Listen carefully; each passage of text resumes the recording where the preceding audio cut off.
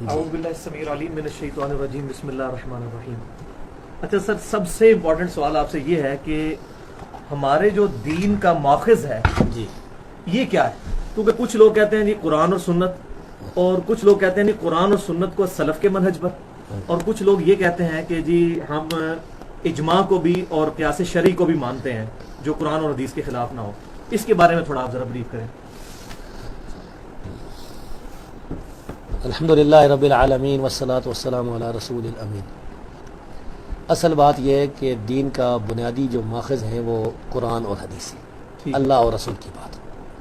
یہ وہ دین کے بنیادی ماخذ ہیں جو قرآن سے ثابت ہیں، رسول اللہ صلی اللہ علیہ وسلم سے ثابت ہیں، اور جن پر امت کا اتفاق ہے. اب قرآن اور حدیث سے، قرآن سے اشارتاً اور حدیث سے صراحتاً اجماع کا حجت ہونا بھی ثابت ہے. رسول اللہ صلی اللہ علیہ وسلم نے فرمایا کہ اللہ میری امت کو گمراہی پر کبھی جمع نہیں کرے گا. ان اللہ لا یجمع امتی علی ضلالۃ ابدا. تو اس کا حوالہ کیا ہے؟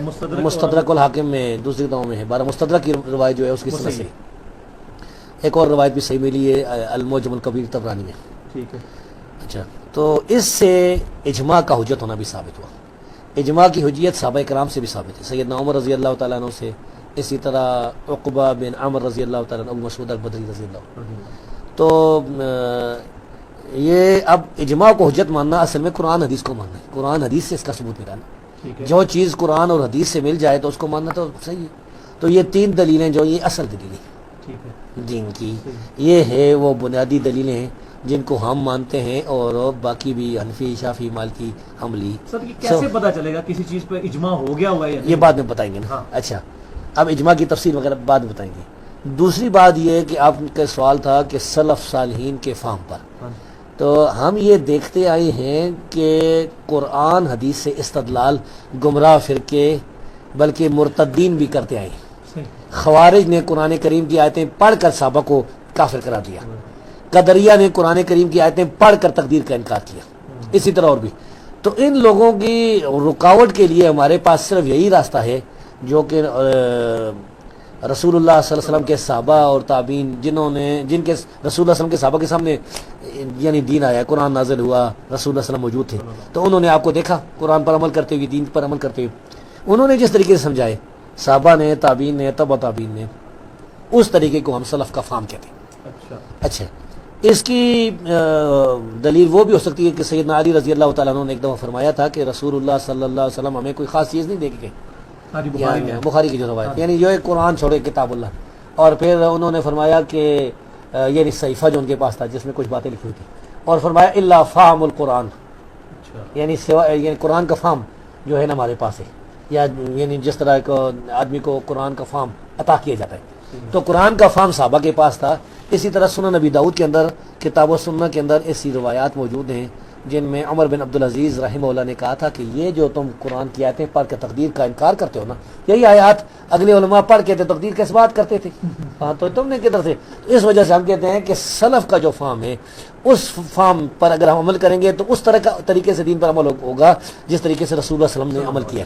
اگر اس کو ہم چھوڑیں گے تو ایک مرزائی ہے قرآن کی آیتیں پڑھ کے، وہ مثلا اللہ یستفی من الملائکۃ رسلا من الناس، قرآن کی آیت پڑھ کے وہ کہے کہ رسولوں کا سلسلہ جاری ہے، اب رسول آتے رہیں گے.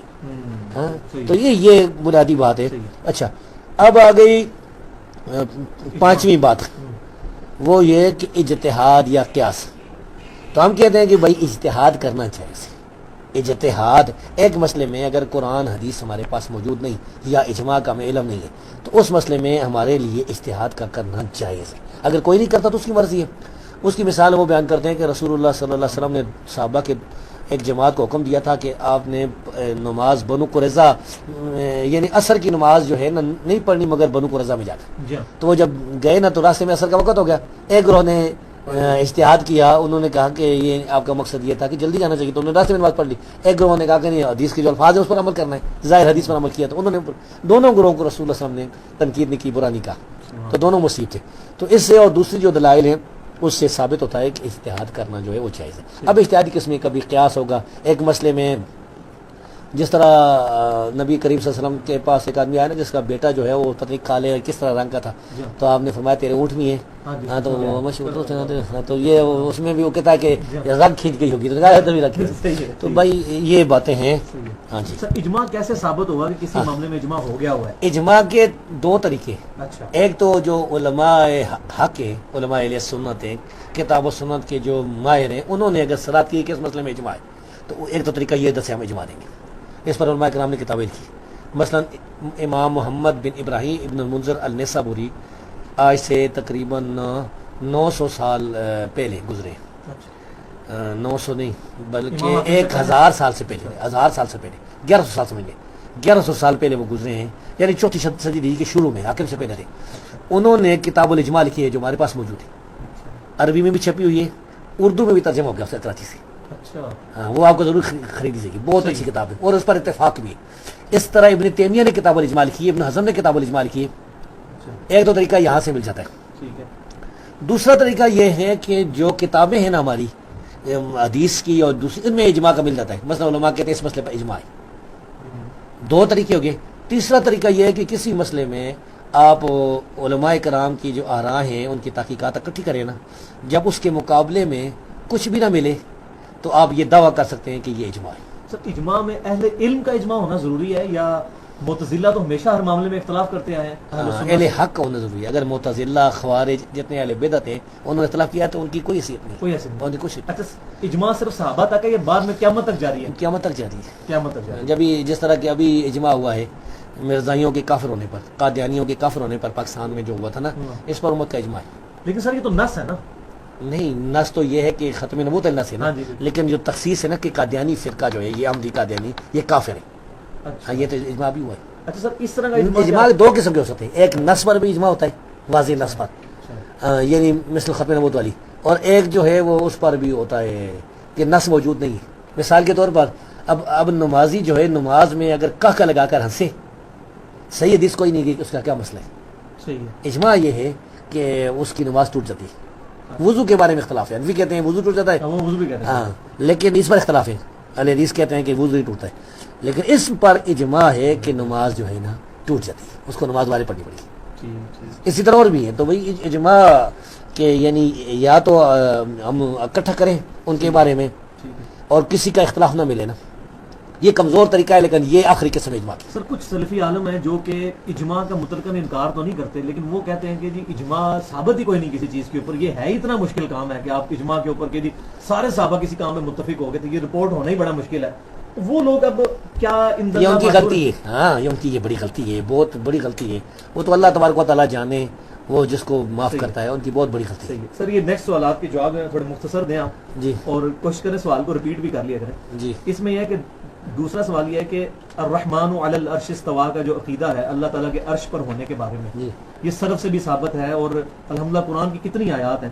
اس کے اگینسٹ جو عبادت الوجود کا عقیدہ آیا ہے، تو اب اس کا شرعی حکم کیا ہے جو عبادت الوجود کا عقیدہ رکھتا ہے اور وہ یہ کہتا ہے میں عبادت الوجود سے مراد صرف یہ لیتا ہوں کہ حقیقی وجود ایک ہے، باقی اس کے پرتوں ہیں، وہ یعنی کہ حلول کا عقیدہ نہیں رکھتا، اس کو ہم کیا کہیں گے؟ گمراہ کہیں گے، بدعتی کافر نہیں، مشرک نہیں کہہ نہیں. اگر وہ کہتا ہے حلول کا عقیدہ تو پھر کافر کہیں گے. اچھا اگر وہ اللہ تبارک و تعالیٰ کے عرش کا منکر ہے نا کہ وہ اللہ عرش پر نہیں ہے، پھر کافر کہیں گے. اچھا. اگر لیکن عرش وہ جو کہتے ہیں تجلیات کا مرکز ہے لیکن اللہ جو ہے وہ تعویل کرتا ہے، اگر وہ تعویل کرتا ہے تو اس کو بدعتی سمجھیں گے، گمراہ سمجھیں گے. گمراہ میں. تو کشف المجوب میں باقاعدہ انہوں نے گمراہ فرقہ لکھا ہے حلولیہ کا، انہوں نے رد کیا ہے باقاعدہ کہ یہ حلولی ہیں صوفیہ میں. اچھا تیسرا سوال سر حیات النبی سے ریلیٹڈ ہے. اب بریلوی تو سارے ہی حیاتی ہیں، دیوبند میں بھی دو گروہ ہیں، حیاتی اور مماتی، اور سماع موتا کے بارے میں اتنا غلو کیا مماتیوں نے کہ وہ مطلقاً ہی مردے کے سننے کے انکاری ہیں. بخاری کی حدیثوں کو بھی وہ نعوذ باللہ ضعیف کہتے ہیں. وہ ایک ایکسٹریم پہ چلے گئے، بریلوی دوسری ایکسٹریم پہ. جو اب سلف ہیں ہمارے جو اہل السنہ ہیں، اہل الحدیث، ان کا اس بارے میں کیا نظریہ ہے کہ نبی صلی اللہ علیہ وسلم کی حیات جو ہے یہ کس قسم کی حیات ہے قبر کے اندر؟ یہ ہم نے ایک اس بارے میں مضمون یا فتویٰ لکھا تھا، وہ چھپا تھا منام الحدیث میں. اچھا. اور یہاں پر یہ جو میری کتاب ہے نا مقالات جلد اول، اس میں صفحہ نمبر 19 پر یہ مسئلہ تفصیلاً موجود ہے، قبر میں نبی صلی اللہ علیہ وسلم کی حیات کا مسئلہ. تو اس میں یہ ہے نا کہ رسول اللہ صلی اللہ علیہ وسلم کے بارے میں اہل حدیث کا یہ عقیدہ ہے کہ رسول اللہ صلی اللہ علیہ وسلم دنیا سے چلے گئے، بے شک خرج من الدنیا. اب آپ کی جو زندگی ہے قبر میں، یہ برزخی زندگی، اخروی زندگی ہے. اس کو زندگی برزخی کہیں، دنیاوی زندگی نہیں. ٹھیک ہے. ہاں تو یہ اس کے ہم قائل ہیں کہ رسول اللہ صلی اللہ علیہ وسلم قبر میں زندہ ہیں برزخی طور پر. اچھا سر، یہ جو اب بریلوی کہتے ہیں، دیوبند نے بھی المحند المفند میں لکھ دیا ہے جی کہ نبی صلی اللہ علیہ وسلم کی وہ زندگی دنیاوی ہے. اچھا. اب ان کا یہ جو عقیدہ ہے یہ گمراہی ہے یا کیا اس کو کہیں گے ہم؟ اس کو یہ عقیدہ ان کا غلط ہے. کس لیول کا غلط ہے؟ ہاں. گمراہی ہے یا بدعت ہے یا کیا کہیں گے؟ بدعت کہیں گے نا، یہ بدعت ہے غلط. دوسرا یہ کہ سلف کے فہم کے خلاف ہے. اب دیکھیں نا، میں بتاتا ہوں آپ کو، یہ حافظ ذابی نے لکھا ہے کہ وَهُوَ حَيٌّ فِي لَحْدِ حَيَاتٌ مِثْلُ فِي الْبَرْزَخ. یہ انہوں نے سیر اعلام نبلاء میں لکھا ہے، جلد نمبر 9 صفحہ 161. اچھا، حافظ ابن حجر اسقلانی نے فتح الباری میں جلد نمبر 7 صفحہ 349 پر حدیث نمبر 4042 اس کے نیچے لکھا ہے لِأَنَّهُ بَعْدَ مَوْتِهِ وَإِنْ كَانَ حَيًّا فَهِيَ حَيَاةٌ أُخْرَوِيَّةٌ لَا تَشْمُلُ حَيَاةَ الدُّنْيَا. سبحان اللہ. دنیا سے تو مشابہ نہیں. بالکل ٹھیک ہے. ہاں تو یہ الگ ہے. اس کے بعد وجود میں سر کوئی واقعہ میں ونحن اقرب الیہ منکم ولکن لا تبصرون. ہاں جی، اور ہم زیادہ قریب ہوتے ہیں اس سے تمہاری نسبت، اور لیکن تم نہیں دیکھتے. اس سے یہ ساری جو اس قسم کی آیات ہیں اس سے یہی مراد ہے کہ علم اور قدرت. اس میں تو علم کا کوئی ذکر آ ہی نہیں رہا، لیکن باقی جگہ موجود ہے، میں نے اس کی بیس پہ اس کو بھی کرتے ہوں گے نا. علماء نے بھی یہی اس کی تشریح بیان کی ہے. صحیح ہے. اچھا سر، اس میں اگلا سوال نمبر 4 یہ ہے کہ ہم نماز میں جو پڑھتے ہیں السلام علیکم ایھا النبی ورحمۃ اللہ وبرکاتہ، جی اس کے کانٹیکسٹ میں بخاری اور مسلم میں عبداللہ بن مسعود کی حدیث ہے کہ ہم پڑھتے تھے السلام علی جبرائیل، السلام علی میکائیل. ہاں جی. تو نبی صلی اللہ علیہ وسلم نے فرمایا کہ یہ نہ پڑھا کرو، تم وہی پڑھو تشہد. زمین و آسمان میں جہاں جہاں اللہ کا نیک بندہ ہے اللہ تمہارا سلام اس تک پہنچا دے گا. یہ بخاری مسلم کی حدیث ہے. جی. اب اس کی وجہ سے کچھ میں نے دیکھا ہے دیوبند میں بھی تھوڑی ریجڈنس، کچھ سلفیوں میں بھی ہے کہ وہ کہتے ہیں کہ ہم اس کو حقائق کے طور پہ سلام کو پڑھ رہے ہوتے ہیں. حالانکہ یہ سخت میرے نزدیک میں سمجھتا ہوں بدبختی ہے کہ اگر ہم یہ عقیدہ رکھیں کہ ہم انشائیہ پڑھ رہے ہیں لیکن ہمارا حاضر و ناظر کا عقیدہ نہیں ہے، اللہ پہنچا رہا ہے سلام، تو ایسا عقیدہ درست حدیث کے مطابق تو یہی بنتا ہے. حدیث میں یہ کہا ہے بھی کہ اللہ تعالیٰ تمہارا سلام پہنچا رہا ہے. تو پھر ہم یہ عقیدہ رکھیں کہ ہم حضور صلی اللہ علیہ وسلم کو جو وہ خطاب کا سیکھا ہے وہ ہم حدیث کی وجہ سے پڑھ رہے ہیں، حاضر و ناظر یا سننے کے عقیدے سے نہیں، تو پھر یہ درست ہے نا؟ ہاں درست ہوگا. بالکل درست. لیکن یہ کہ سلام پہنچانے کا مطلب کیا ہے نا، یہ بھی اس بارے میں غور کرنا چاہیے کہ نبی کریم صلی اللہ علیہ وسلم کو سلام ایک تو صحیح ثابت فرشتے پہنچاتے ہیں نا. جی ہاں، سنن نسائی. اب یہ کہنا کہ فلاں آدمی جو ہے مثلا جعفر صاحب جو ہے آپ کو سلام کہہ رہے ہیں فلاں کے بیٹے، تو یہ صحیح حدیث سے ثابت نہیں. ساری باتیں صحیح. ٹھیک ہے. جی. اچھا سر، اچھا یہ بھی آپ کو پتا ہے نا کہ عبداللہ بن مسعود نے فرمایا کہ پھر علی نبی کہنے لگے رسول صلی ہاں اللہ جی، علیہ لیکن وہ بڑی عجیب بات ان کی ہے. شاذ ہے روایت. وہ وسلم. شاذ کس طرح ان شاذ کی؟ اس طرح ہے سر کہ ان کا یہ جو انہوں نے لاجک بنائی ہے نا، جی حضور کی زندگی میں بھی اگر کوئی مکے میں نماز پڑھتا تھا اور حضور کو خطاب کرتا تھا تو وہ کیسے درست تھا؟ یہ ان کی عقلن بھی درست نہیں ہے ملی، اسی لیے صحابہ کا اجماع نہیں ہو سکا. نہیں ہوا. آپ ایھا النبی بھی پڑھتے ہیں نا؟ جی آپ تو ایھا النبی پڑھتے ہیں. ٹھیک ہے. جی ٹھیک ہے. اچھا سر، دوسرا یہ ہے کہ اگر کوئی شخص الصلاۃ والسلام علیک یا رسول اللہ حاضر و ناظر کے عقیدے سے نہیں، بس اسی السلام علیکم ایھا النبیوں پہ قیاس کرتے ہوئے پڑھتا ہے اور اس میں کوئی بدعقیدگی نہیں جو ہمارے بریلوی بھائیوں میں ہے، تو اس کے اوپر ہم کیا شرک کا فتویٰ لگا نہیں لگاتے، بدعت کا لگائیں گے کہ اس کا یہ عمل بدعت ہے ٹھیک ہے. کیونکہ یہ صحابہ سے ثابت نہیں نا. یہ 5واں سوال ہی ہمارے اعجاز ریاض بھائی نے بھی پہلے پوچھا تھا، میں نے بھی پوچھا تھا کہ یہ جو بخاری مسلم کی حدیث ہے کہ جس شخص نے خواب میں مجھے دیکھا اس نے مجھے کو دیکھا، میری شکل میں شیطان نہیں آ سکتا. اس پہ تو ہم بریلوی علماء سے بھی ملے ہیں، دیوبند سے بھی ملے ہیں، وہ یہ کہتے ہیں کہ جی ہم بھی مانتے ہیں کہ یہ گارنٹی حضور کی شکل کے لیے، حضور کے علاوہ کسی اور شکل میں شیطان آ سکتا ہے. لیکن جو اگلا حصہ نا کہ وہ ان قریب بیداری میں بھی میری زیارت کرے گا، اس کے بارے میں اب کیا ہے؟ اس میں اب وہ بریلوی غلو کرتے ہیں، بعض دیوبند بھی. انور شاہ کشمیری نے لکھا ہے کہ کئی صوفیاء سے ثابت ہے کہ بیداری میں نبی صلی اللہ علیہ وسلم کو دیکھا ہے، اور جلال الدین سیوطی کے بارے میں شورانی نے لکھا ہے کہ انہوں نے 72 دفعہ حضور کو دیکھا ہے. تو اب یہ بیداری میں، اب اس میں اہل السنہ جو اہل الحدیث ہیں ان کا کیا عقیدہ ہے؟ ساری باتیں یہ جھوٹ ہیں جو کہتے ہیں دیکھا ہے نا. ہاں، اہل حدیث کے نزدیک یہ ہے کہ یا تو اس سے مراد رسول اللہ صلی اللہ علیہ وسلم کا زمانہ ہے کہ جس نے آپ کو خواب میں دیکھا نا آپ کے زمانے میں، وہ بیداری میں بھی آپ کی زیارت کرے گا، یا پھر یہ ہے کہ قیامت کے دن جب دوبارہ انسانوں کو زندہ کیا جائے گا نا، نبی کریم صلی اللہ علیہ وسلم کا دیدار جنت میں یعنی اعلیٰ طریقے سے آیا ہوگا. اس کے علاوہ دنیا میں آنا یہ صحابہ تابعین تبع تابعین محدثین کا جو بہترین دور ہے 300 سال تک اسلام کا، اس دور میں کدھر بھی ثابت ہے. لیکن سر بعد میں اتنے دعوے موجود ہیں تو صوفیوں کے کوئی بعد بندہ جھوٹے نہیں. اب کسی ایک دعوے کو صوفی نہیں. جلال الدین سیوطی جو ہے وہ اسی طرح حاتم اللیل کہتے ہیں جلال الدین سیوطی کو. شورانی شاہرانی تو بہت بڑا گمراہ تھا، وہ پتہ نہیں شاہرانی عبدالوہاب شاہرانی. اس نے تو کہا میں نے پوری بخاری نبی صلی اللہ علیہ وسلم سے پڑھی ہے. عبدالوہاب شاہرانی تو ان کو اپنی آخرت کی فکر نہیں تھی، ان کو کیا تکلیف تھی جھوٹ بولنے کی؟ وہ لے دیا تاج المقلد. ذرا شاہرانی کو بتاؤں. اچھا، اور ابن حجر مکی بدعتی تھا بہت بڑا. اور ساوی جو تھا، ساوی تو اس کا مسلمان ہونا مشکوک ہے. ساوی نے جو کفریہ باتیں لکھی ہیں بکی ہیں وہ ان کا جالا بہترین رد میں بتاتا ہوں. شنقیطی نے ازوال میان میں بہترین رد کیا ہوتے. ساوی کہتا ہے میں بتاتا ہوں الاخذ ظواہر الکتاب و سنہ اصل من اصول الکفر. یہ ساوی یہ خبیث کہتا ہے کہ قرآن اور حدیث کے ظاہر پر عمل کرنا یہ کفر کی اصول میں سے اثر ہے. اچھا وہ ساوی تو بہت بڑا گمراہ تھا. اسی لیے ہمیں جب نعیمی صاحب ان کو بڑا کوٹ کرتے ہیں ساوی کو, وہ کہتے ہیں حضور پہلے بھی حاضر ناظر تھے پچھلی امتوں پر بھی. ساوی بہت بڑا گمراہ ہے. ساوی پر بہترین رد جو ہے نا وہ 200-300 صفحے پر لکھا ہے. ٹھیک ہے. شیخ شنقیطی جو ہے بہت بڑے محدث تھے اس صدی میں, جو کہ موریتانیہ کے رہنے والے تھے اور سعودیہ میں فوت ہوئے. اچھا یہ دیکھیں جی عبدالوہاب شارانی 461. یہ عبدالوہاب شارانی جو ہے نا نواب صدیق حسن خان حنفی جو تھا. اچھا آپ حنفی کہتے ہیں اس کو؟ حنفی ہے, غیر مقلد حنفی ہے. یہ حنفی بھی ہے تو غیر مقلد بھی. اس نے حدیث نہیں ہے. عبدالوہاب شارانی کی اس نے تعریف کی ہے. انہوں نے لکھا ہے کہ کان عالما محدثا صوفیا ذا کرامات کثیرۃ. یہ اسی کتاب ہے. وہ کہتا ہے وتألیفات نفیسۃ متبع للسنہ مجتنبا عن البدع جامع بین الشریعت و طریقہ. یہ اس نے لکھا ہے. تو نیچے کیا لکھا ہے دارالسلام والوں نے لکھا ہے ھذا کلہ کذب. یہ سارا جھوٹ ہے.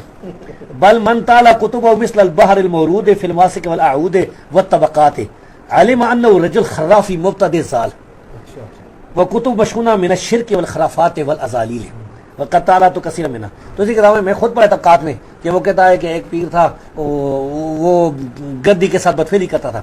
مریدوں کو کہتا تھا کہ پکڑو اس کو, آگے سے پکڑو, نہیں تو ان کی قدم زمین میں داس جاتے تھے. سر اگلا سوال یہ ہے کہ وسیلہ شخصی کے بارے میں کچھ ہمارے جو اصحاب الحدیث ہیں وہ تھوڑا بڑا غلو کرتے ہیں. وہ کہتے ہیں نہیں وسیلہ شخصی جو ہے یہ شرک ہے. تو یہ کیا آپ کے نزدیک درست ہے وسیلہ شخصی کو شرک کہنا؟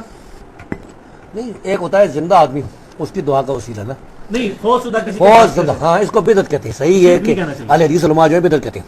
اچھا اس کو شرک نہیں فتح لگاتے. اچھا کچھ ہیں جو غلو کرتے ہیں پاکستان میں کہتے ہوں گے, لیکن بڑے جو عرب علماء ہیں جنہوں نے وسیلہ لگا. ٹھیک ہے صحیح. اچھا سر یہ اصال ثواب جو ہے اس کے بارے میں کہتے ہیں میری امام حنیفہ کے نزدیک یہ جائز تھا. کیا اس میں سلف میں اختلاف ہے اصال ثواب قرآن پڑھ کے فاتحہ بخشنے کا؟ کیونکہ اس کے دیوبند بھی قائل ہیں اور بریلوی بھی قائل ہیں, اور وہ کہتے ہیں کہ یہ سلف میں اختلاف تھا. قرآن پڑھ کے ثواب بخشنا جو ہے یہ ثابت نہیں ہے اسلام میں کسی سے. اگر کوئی کرے تو اس کو ہم کیا کہیں گے؟ بدعت ہے. بدعت کہیں گے. یہ ثابت نہیں ہے کسی ایک سے بھی, نہ امام حنیفہ سے, نہ ان کے شاگردوں سے, نہ کسی ایک سے. یہ 300 سال تک کہ قرآن پڑھ کے ثواب بخشنا. ابن کثیر نے یہ دعویٰ کیا ہے کہ امام شافعی اس کو جائز نہیں سمجھتے تھے. جائز نہیں سمجھتے تھے؟ ہاں جائز نہیں. یہ ابن کثیر کا دعویٰ ہے, ہمیں صحیح سن سے ملا نہیں ہے. کیونکہ اگر یہ ہے تو اس کا مطلب ہے اس وقت کچھ ایسے لوگ بھی ہوں گے جو جائز سمجھتے ہوں گے اگر یہ صحیح ہے تو. نہیں, لیکن اس کی دلیل نہیں ہو سکتی کیونکہ جو سر اب یہ بڑا احتیاط کا آپ کے اعتبار سے ہم تو ماشاءاللہ مجھے آپ کی یہ اپروچ بڑی اچھی لگتی ہے کہ آپ کوشش کرتے ہیں کہ لوگ تکفیر سے بچیں. اب اگر کوئی شخص جی حاضر و ناظر کا یہ عقیدہ رکھتا ہے کہ اللہ کے نبی صلی اللہ علیہ وسلم اپنی قبر میں زندہ ہیں برزخی حیات کے ساتھ, اللہ یا جنت میں ہے, اللہ جب جاتا ہے دنیا کے حالات سے ان کو واقف کرتا ہے. جیسے کچھ اہل حدیث نے بھی یہ خواب بیان کیا ابن حجر اسقلانی کا کہ نبی صلی اللہ علیہ وسلم بعض لوگوں کو خواب میں فرمایا کہ تم شافعی کی کتابیں کب تک پڑھو گے, میری کتاب کیوں نہیں پڑھتے بخاری. اس کا مطلب ہے کہ نبی صلی اللہ علیہ وسلم کو کیا یہ جنت میں خبر ہو چکی ہے کہ بخاری لکھی جا چکی ہے؟ اس طریقے سے اگر کوئی عقیدہ رکھتا ہے کہ اللہ تعالیٰ کچھ چیزوں پہ اپنے نبی کو ابھی بھی مطلع کر رہا ہے, حاضر و ناظر سے مراد اگر وہ یہ لیتا ہے, حالانکہ یہ نہیں ہے ایسے, لیکن اگر کوئی عوام جو ہے نا اس کی نظر تو اس کو ہم کیا کہیں گے؟ تکفیر نہیں کریں گے. تکفیر نہیں. صحیح ہے. اسی طرح سر استانت کے بارے میں غیر اللہ کو مدد کے لیے پکارنا, اگر کوئی شخص کہتا ہے کہ میں پکارنے کا عقیدہ اس لیے سے لیتا ہوں کہ اللہ کی عطا سے آتا ہے, اللہ نہ چاہے تو کچھ نہیں کر سکتا, وہ شرک ہے یہ. اچھا بالکل ہاں, استعانت اگر وہ اموات کو پکارتا ہے نا مدد کے لیے اور یہ سمجھتا ہے کہ اللہ کی اذن سے وہ کرتے ہیں, تو یہی کرتے تھے وہ مشرکین کا بھی یہی عقیدہ تھا. شرک فی دعا جو ہے یہ ہے. ہاں یہ شرک فی دعا ہے. اگر وہ کہتا ہے اللہ کو کہتا ہے کہ اللہ میرا یہ کام کر دے اس کے وسیلے سے, تو یہ علیحدہ مسئلہ ہے. یہ بخاری اور مسلم میں حدیث ہے کہ جب وہ 70 صحابہ کو شہید کیا گیا جو وہ دھوکے سے, تو انہوں نے کہا اے اللہ ہمارے نبی کو ہمارے حال کی خبر کر دے. آج ہم یہ کہہ سکتے ہیں اے اللہ ہمارے نبی کو ہمارے حال کی خبر کر دے؟ نہیں کہہ سکتے. اچھا وہ زندہ تھے نا, نہیں کہہ سکتے. اچھا وہ کشیدہ میں گنگوئی نے یہ لکھا ہے کہ اگر کوئی یا رسول اللہ انظر حالنا اس نیت سے پڑھتا ہے کہ اللہ تعالیٰ حضور تک وہ بات پہنچا رہا ہے, ڈائریکٹ حضور کو پکارنے کی نیت نہیں تو درست ہے, تو اس کی یہ استدلال غلط ہے. غلط ہے جی, بدعت. ہاں یہ تو بہت غلط ہے. اچھا سر اسی کانٹیکسٹ میں آگے چل رہے ہیں کہ بخاری مسلم کی حدیث ہے کہ غیبی خبروں میں سے صرف مبشرات باقی ہیں جی. تو اب یہ ڈیفینیٹ ہے کہ مبشرات آپ نے فرما بھی دیا اس سے مراد خواب ہے جی. خواب کے علاوہ کوئی اور سورس اب باقی نہیں ہے غیبی خبروں کا؟ کشف نہیں, کشف تو کوئی نہیں. میں تو یا ساریہ الجبل والی حدیث اکثر جو بند بہت پیش کرتے ہیں, یہ اپنے یہ رائے ونڈ والے صوفیوں کو بچانے کے لیے وہ کہتے ہیں ان کو نبی صلی اللہ علیہ وسلم روزانہ ملتے ہیں, اور مجھے عرب میں بھی کئی رائے ونڈیے ملے ہیں کہ جو کہتے ہیں کہ جی اللہ کے نبی صلی اللہ علیہ وسلم صحابہ سمیت ہمارے رائے ونڈ اجتماع میں آتے ہیں. یہ لوگوں نے دیکھا ہے.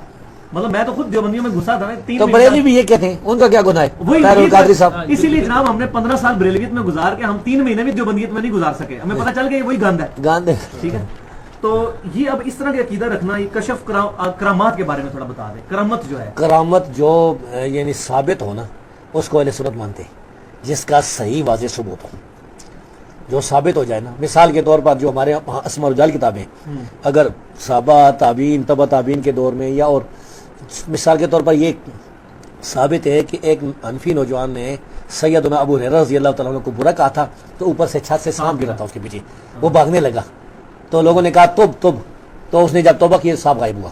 اس طرح کی کوئی اگر کرامت واقع ہو جائے جس کا ثبوت صحیح سند سے ہو, اس کو ہم مانتے ہیں.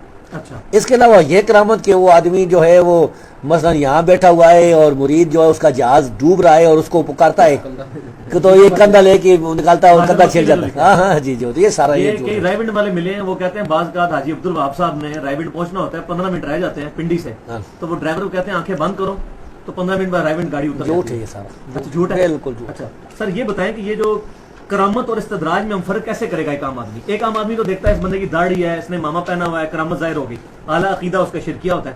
تو ایک عام آدمی کیسے جج کرے کہ کیا چیز استدراج ہے اور کیا کرامت؟ میں تو یہ سمجھتا ہوں کہ پہلے کرامتوں والی بات ہی جھوٹ ہوتی ہے. عام آدمی دیکھا گا کہتے کرامت, ہمیں تو کوئی کرامت نظر نہیں آتی. کرامت اگر آپ مداری تو کہتے ہیں, تو یہ میں بچپن میں دیکھتا تھا, مجھے یاد ہے کہ ایک گنجا آیا تھا نا, مداری حضروں میں کبھی کبھی آتا تھا, تو ایک آدمی کو لٹا دیتا تھا, اس کے اوپر چادر ڈالتا تھا, پھر اس کو اس طرح پھیرتا تھا نا اوپر سے کوئی لاٹھی یا چھری, تو اس کا سر علیحدہ ہو جاتا تھا, داڑھ علیحدہ ہو جاتا تھا, سر اب اس میں چادر کے نیچے دوسری طرف ہے, پھر پتہ نہیں وہ کچھ پڑتا تھا کیا کرتا تھا, پھر اس کو ملا دیتا تھا, پھر چادر اٹھاتا زندہ نکل آتا تھا. اسی طرح میرے سامنے مجھے بالکل یاد ہے, بچپن کی بات تھی, کہ ایک آدمی کی چادر لے لی اس مداری نے. چادر اس کی جو تھی نا ایک نیلے قسم کی رنگ کی, ہمارے یہاں خاص چادر ہوتی ہے حضروں کا, پرانا رواج اب ختم ہو گیا نا, اب کم ہو گیا. اس کو اس نے جلا دیا, آگ لگا دی, تو وہ آدمی لڑنے کے لیے تیار ہو گیا نوجوان. انہوں نے کہا بڑا پریشان ہوں میں بھی, آپ نے بھی دیکھا ہے, ہاں دیکھے جاؤ. تو بھائی اس طرح کی کوئی اگر ہے تو یہ وہ تو سمجھے گا کہ یہ بڑی کرامت ہے. عام آدمی کے تو. اچھا سر, بخاری اور مسلم کی متفق علیہ حدیث ہے کہ میری امت کا ایک گروہ قیامت تک حق پر قائم رہے گا, کوئی نقصان پہنچانے والا اسے نقصان نہیں پہنچا سکے گا, وہ غالب رہیں گے حتیٰ کہ قیامت قائم ہو جائے گی, جسے ہم طائفہ منصورہ بھی کہتے ہیں. آپ کے نزدیک یہ جو گروہ ہے, یہ گروہ نبی صلی اللہ علیہ وسلم کے زمانے میں تو ٹھیک ہے, مانا علیہ واصحابی, اس کے بعد سے جب بدعتی فرقے پیدا ہونا شروع ہوئے ہیں اور آج تک چلتا آ رہا ہے, کچھ لوگوں کا, دیوبند علماء کا یہ کہنا ہے کہ اہل السنہ جو ہے, جو امام مسلم نے صحیح مسلم کے مقدمے میں لکھا ہے کہ اہل السنہ کی روایت لی جائے, اہل البدع کی نہ لی جائے. وہ کہتے ہیں بریلوی, دیوبندی اور اہل حدیث یہ تینوں اہل السنہ میں داخل ہیں. آپ کا کیا موقف ہے؟ میں تو اس کو صحیح نہیں سمجھتا ہوں. یہ بات اہل السنہ وہی ہیں جو سنت کو ماننے والے. دوسری بات یہ کہ کون سے یہ دیوبندی ہیں, دیوبندی تو اہل حدیث کو اہل سنت نہیں کہتے. ہمارا تو بہت بڑا مفتی ہے اسلام آباد کے اندر, اور کئی لوگوں سے میں نے اس کو ایمانداری سے, میں نے مسجد میں اس وقت میں دیوبندی تھا, میں نے بڑا مفتی ہے, اس نے کہا بہت بڑا مفتی ہے. یہ تو ویسے بڑی ضرورت کی بات ہے, پہلی دفعہ میں سن رہا ہوں اس طرح. بلو ایریا میں رحمانیہ مسجد کا مفتی طیب عبدالعزیز غازی کا وہ ہم زلف ہے, لال مسجد والے کا. یہ بات آپ نے ریکارڈ کی تھی؟ ریکارڈ نہیں کیا, لیکن وہ میرے سامنے مک نہیں سکتا, ہم 2-3 بندے. یہ دوبارہ ان سے ذرا ریکارڈ. دوسری بات یہ سر, اچھا ریکارڈنگ میں نہیں, خیر چھپ کے کر لیں گے. سر میں اس وقت دیوبندی ہوا تھا, 2-3 مہینے ہم دیوبندی رہے بریلویوں کے بعد, تو مجھے تھوڑا بہت سمجھ آنی شروع ہوئی. تو میں نے اس بندے کو, حافظ صاحب میرے ساتھ ہے, تو میں نے قرآن شریف سامنے تھا, میں نے کہا یہ قرآن پاک ہے, مجھے ایمانداری سے بتائیں کہ اہل حدیث جو ہیں کیا یہ گمراہ ہیں؟ کہتے ہیں نہیں, اہل حدیث گمراہ نہیں ہے, صرف تقلید کی وجہ سے ہمیں ان کو اہل سنت سے خارج نہیں کر سکتے, یہ حق پر ہے. یہ بات تو کفایت اللہ صاحب نے بھی لکھی. اچھا, اب وہ تو سمجھتے ہیں, ایون وہ تو کہتے ہیں ہم بریلویوں کی بھی تکفیر نہیں کرتے کیونکہ انہیں اپنے بزرگ بھی رگڑے جاتے ہیں. تکفیر تو میں بھی نہیں کرتا ہوں, یہ یاد رکھیں. بریلوی یعنی عوام, بصیرت عوام کے بریلویوں کی یا دیوبندیوں کی معصوم ہے بیچارے, نہیں کرتے تکفیر بھائی. اور سر آپ کو ہم پریکٹیکل ایکسپیرینس بتا رہے ہیں, اگر ہم 100 بریلوی پہ دعوت پیش کرتے ہیں نا, 98 قبول کرتا ہے, 100 دیوبندی پہ پیش کرتے ہیں, 2 بھی نہیں قبول کرتے. ہم نے یہ دیکھا ہے کہ بریلوی عوام جو ہیں ان کے دلوں میں رسول اللہ صلی اللہ علیہ وسلم سے محبت دیوبندیوں کی نسبت زیادہ ہے. دیوبندی عوام میں اپنے اکابر کی محبت زیادہ ہے. دوسرا یہ کہ شر فساد, خود کش حملے, دھماکے, یہ دیوبندیوں کی لائن ہے, بریلوی کی نہیں ہے. اور ہمارا جب بھی ٹکراؤ ہوا ہے, یعنی بریلوی جو ہے نا وہ اس طرح کھل کے مخالفت نہیں کرتے حدیث کی جس طرح دیوبندی کرتے ہیں. مستثنیات تو ہر چیز میں ہوتی ہے, مقلد میں بھی وہ اتنے تقلید میں بھی پکے نہیں. یہاں پر یہاں حضروں میں جب قاری چاند سے مناظرہ میرا ہوا تھا نا علماء دیوبند پر, وہ باغیہ مناظرہ نہیں کیا اس نے. اس کے بعد بریلیوں نے 2 گھنٹے جو ہے یہاں پر رضا خانی بریلیوں نے اپنا پروگرام کیا اپنے مدرسے میں, جس کی CD موجود ہے ہمارے پاس. اس میں انہوں نے اہل حدیث کی حمایت کی, دیوبندی کو مخالفت کی. اچھا سر، تقلید شخصی کو جو اس وقت عوام میں تو بیچاروں کو پتہ نہیں، وہ کہتے ہیں امام حنیفہ نے وہی کہا جو نبی صلی اللہ علیہ وسلم نے فرمایا، عوام کے لیے کیا حکم ہے تقلید شخصی کا، اور خواص کے لیے کیا ہم کہیں گے کہ ان کی کس نوعیت کی ہے ان کی؟ تقلید شخصی جو ہے یہ بدعت ہے، ٹھیک ہے، یہ ناجائز ہے، یہ حرام ہے، یہ کبھی شرک کی وجہ ہے۔ ٹھیک ہے، تقلید شخصی کسی لحاظ سے جائز نہیں۔ اب عوام جو کرتے ہیں ان کا معاملہ علیحدہ ہے کہ اگر کسی کو غلطی لگی، مثلا ایک آدمی بدعت کا مرتکب ہے نا، لیکن اس کی نیت صحیح تھی، اس کا وہ مقصد نہیں تھا، تو اللہ تبارک و تعالیٰ کی مرضی ہے، اللہ اس کے ساتھ کس طرح معاملہ کرے۔ اچھا سر، بعض لوگ جو ہے نا بڑا جھوٹا سا ایک آرگومنٹ دیتے ہیں، وہ کہتے ہیں کہ جی آپ لوگ امام بخاری کی تقلید کرتے ہیں، ہم لوگ جو ہے وہ امام حنیفہ کی کرتے ہیں۔ اس کو تھوڑا بریف کریں کہ یہ لوگ مطلب اس کا جو ہے نا، پہلی تو بات یہ کہ تقلید کا معنی کیا ہے، ٹھیک۔ ان سے پوچھا جائے کہ بھائی حدیث ماننا بھی تقلید ہے کہ نہیں۔ دیوبندیوں بریلوی کتاب میں لکھا ہے کہ حدیث ماننا تقلید نہیں ہے، قرآن ماننا تقلید نہیں ہے، اجماع ماننا تقلید نہیں ہے۔ اچھا، تو یہ ان کی مسلم و ثبوت میں لکھا ہوا ہے اور بڑی ان کی کتابوں میں لکھا ہوا ہے۔ تو جب انہوں نے یہ اس بات کو واضح کر دیا کہ اجماع، قرآن، حدیث اس کو ماننا تقلید نہیں ہے، تو پھر یہ نہیں، یہ تو غیر نبی کی بات بغیر دلیل کے ماننا اچھا تقلید۔ آنکھیں بند کر کے بے سوچے سمجھے کسی کوئی آدمی ہے نا، اس کی بات کو کوئی آدمی کہتا ہے کہ بس میں اس کی تقلید کرتا، اس کی بات مانتا ہوں، تو یہ تقلید ہے۔ یہ بات جو ہے یہ عوام بھی اس کو صحیح سمجھتے ہیں۔ عوام جو امام حنیفہ کی تقلید کا دعوے دار ہیں، اول تو یہ شرید عوام میں جو جن کو مولوی نہ پڑھائے نا، ان کو پتہ نہیں، وہ سیدھے مسلمان ہیں، اللہ جانتا ہے، چاہے بریلویوں کا ہوگا یا دیوبندی ہوگا، وہ اللہ رسول کی بات مانتے ہیں۔ صحیح بات ہے، عوام صحیح۔ یہ مولویوں نے ان کو جو پٹی پڑھائی ہے وہ لیتا بات ہے، صحیح ہے، تو اسی وجہ سے ان کو اگر سمجھایا جائے تو وہ مان بھی جاتے ہیں۔ صحیح۔ اچھا سر، پچھلے سال 28 مئی 2008 کو ہم آپ کے پاس آئے تھے، آج 17 جون 2009 ہے جی اس وقت میں نے ایک سوال کیا تھا، تو میں بھی اس میں تھوڑا سا کنفیوژن میں ہوں، وہ یہ ہے کہ آپ نے فرمایا تھا کہ یہ تقلید جو ہے شخصی، یہ 4 صدی میں، یہ بعد میں شروع ہوئی ہے، جی جبکہ یہ قاضی اسماعیل مالکی رحمۃ اللہ علیہ المتوفا 282 ہجری، جنہوں نے فضل الصلاۃ علی النبی لکھی ہے، ان کے نام کے ساتھ علماء عرب بھی لکھتے ہیں قاضی اسماعیل مالکی، اور یہ امام بخاری کے ہم اثر ہیں، ان کے ساتھ مالکی کیوں لکھا جاتا رہا اگر اس وقت تقلید شروع نہیں ہوئی تھی 3 صدی میں؟ اس کا جواب آسان ہے اچھا، کہ یہ اسکول آف تھاٹ ہے، مالکی ایک اسکول آف تھاٹ ہے، حنفی اسکول آف تھاٹ ہے، تقلید نہیں تھی۔ جس طرح امام حنیفہ استدلال کرتے تھے قرآن حدیث سے، آثار صحابہ سے، تابعین سے، اس طرح یہ لوگ اس طرح کرتے حنفی، اس طرح مالکی کرتے تھے۔ اس کی میں آپ کو دلیل بتاؤں کہ یہ جو شافی علماء تھے نا، جن کو شافی کہا جاتا ہے، مثلا قاضی حسین آج کل کے نہیں، قاضی حسین پرانے دور کے 4 صدی ہجری کے، صحیح ہے، اس طرح قفال مروزی اور دوسرے جو علماء تھے، وہ کہتے تھے، جن کو شافی کہتے ہیں، وہ کہتے تھے لسنا مقلدین لشافی، ٹھیک، ہم شافی کے مقلد نہیں ہیں، بل وافق راینا رایہ، اچھا، ہماری رات کے تو یہ اسکول آف تھاٹ تھا، مالکی، حنبلی، شافی اور اہل حدیث، یعنی 5 اسکول آف تھاٹ تھے۔ ٹھیک ہے، تو اسکول آف تھاٹ کی وجہ سے ہم یہ کہتے ہیں کہ اب بھی کوئی ایسا حنفی ہے نا اچھا، جو قرآن حدیث کو مانتا ہے، امام حنیفہ والے جو اصول ہیں حنفیوں کے، جیسا امام طاوی وغیرہ تھے، ان اصول کے طابق کرتا ہے، تو غلطی جب اس کو لگے گی وہ لیتا مسئلہ ہوگا، لیکن وہ ہمارا مسلمان بھائی ہے، اس کو تو ہم سمجھیں۔ صحیح۔ امام شرف الدین نووی جو ہیں، جی، 6 صدی میں گزرے ہیں، بہت بڑے امام ہیں، جی، ان کے نام کے ساتھ لکھا جاتا ہے الشافعی الدمشقی، وہ بھی یہی ہے؟ یہی مراد ہے۔ اچھا، اور یہ بات جو میں نے کہی ہے نا کہ لسنا شافی، یہ حنفیوں کی کتابوں میں بھی لکھا ہوا ہے ٹھیک ہے، کہ ان کی کتابوں میں عبدالحی لکھنوی نے بھی نقل کیا ہے، صحیح۔ اور اسی طرح ابن عابدین شامی نے نقل کیا ہے۔ صحیح، عبد القادر جیلانی رحمۃ اللہ علیہ کے ساتھ لکھا جاتا ہے کہ وہ حنبلی تھے، ہاں جی، صحیح۔ وہ بھی اسی وہ اسی طرح ہے، وہ اسی طرح ہے۔ اچھا سر، یہ اہل نجد کے بارے میں جی۔ اب یہ بڑی پیاری باری اجاز بھائی بات کرتے ہیں، جب ہم کسی کو سلف کا عقیدہ پیش کرتے ہیں، وہ کہتے ہیں یار آپ کے عقیدے قرآن حدیث کے ساتھ 100% میچ کرتے ہیں، جی، لیکن یہ تو وہابیوں کے نجدیوں کے عقیدے ہیں، یہ ہم کیسے مان لیں؟ اب یہ بتائیں کہ اہل نجد کون ہے؟ یہ کوفی ہیں نجدی، یا یہ جو ہمیں نجدی کہتے ہیں، یہ کیا ہے نجدی؟ اس میں یہ ہے نا کہ نجد کے بارے میں حدیث موجود ہے نا کہ وہاں سے شیطان کا سینگ سینگ نکلے گا، نکلے گا، بخاری اور حدیث میں اس کی ساری روایتیں اگر اکٹھی کریں نا تو نبی کریم صلی اللہ علیہ وسلم عائشہ صدیقہ رضی اللہ تعالیٰ عنہ کے گھر سے مشرق کی طرف جو ہے اشارہ کر رہے تھے، یشیر الی المشرق، اور بعض جگہ یہ الفاظ ہے یشیر الی العراق، یہ سال بن عنیف کی بخاری مسلم میں ہے، عراق کی طرف اشارہ کر رہے تھے۔ اسی طرح سالم بن عبداللہ بن عمر کی روایت صحیح مسلم موجود ہے کہ انہوں نے کہا عراق کو کہا کہ میں تم سے چھوٹی بات نہیں پوچھتا ہوں تو بڑی بات کس طرح تم سے میں پوچھوں گا، کیونکہ میں نے اپنے ابا سے یعنی عبداللہ بن عمر سے سنا ہے، وہ رسول اللہ صلی اللہ علیہ وسلم سے بیان کرتے ہیں کہ ادھر سے شیطان کا نجد، یہ نجد ہے، یہاں سے شیطان کا سینگ نکلے گا۔ تو یہ جو آپ مدینہ میں کھڑے ہو جائیں نا، آپ کے بالکل مشرق کی طرف جو ہے نا وہ عراق کا علاقہ ہے، اچھا، عراق کوفہ بھی آتا ہے اور عراق کا علاقہ آتا ہے، دیوبند اور بریلی بھی آتا ہے، یہ تینوں آتے ہیں، قادیان بھی آتا ہے، واللہ عالم کیا مراد ہے نا، اپنی طرف سے نہیں کرنا چاہیے یعنی کسی حدیث میں تعریف۔ جو ریاض والا نجد ہے نا، ریاض والا وہ مشرق جنوب کی طرف ہوتا ہے، اچھا یعنی جس طرح میں آپ کے سامنے بیٹھا ہوں نا، بالکل میں آپ کی مشرق کی طرف ہوں، ٹھیک ہے، یہ جو جگہ ہے ادھر وہ مشرق جنوب کرے ہوں. صحیح صحیح. تو اب حدیث میں چونکہ عراق کے الفاظ بھی ظاہر آ گئے، تو مراد ان حدیث سے عراق والا نہ چلے، ہاں عراق کے الفاظ. حجاز والا نجد نہیں ہے. وہ عرب ممالک میں نجد کہتے ہیں اونچی زمین کو، تو 7 نجد ہیں عرب علاقے میں. تہامہ کا نجد ہے اور حجاز کا نجد ہے، اسی طرح عراق کا نجد ہے. تو عراق کا نجد، اس بارے میں کتابیں بھی علی مسلمان کی. سر سہل بن حنیف کی جو بخاری مسلم میں حدیث ہے استتابۃ المرتدین چیپٹر میں، کہ آپ نے اشارت الی العراق فرمایا، اور اس کے بعد امام بخاری اس میں خارجیوں کے فتنے کو لے کے آئے، اس شیطان کا سینگ انہوں نے خارجیوں کو قرار دیا. یہ ہوگا. اچھا، تو یہ رافضی بھی کیا کوفے سے نکلے؟ ہاں نکلے، ان کی بھی اصل تو کوفہ سے ہی ہے. اچھا، اصل کوفے سے. اچھا سر، سنن دارمی میں نے پڑھی ہے، امام مسلم کے استاد ہیں امام دارمی. اس کے علاوہ جامعہ ترمذی میں بھی اکثر جگہ پہ لکھا ہے کہ اہل الحدیث کی یہ رائے ہے اور اہل کوفہ یہ کہتے ہیں. اس کی اہل کوفہ جو ہے یہ شروع سے ہی ایک چلتا آ رہا ہے اسکول آف تھاٹ بالکل علیحدہ سے.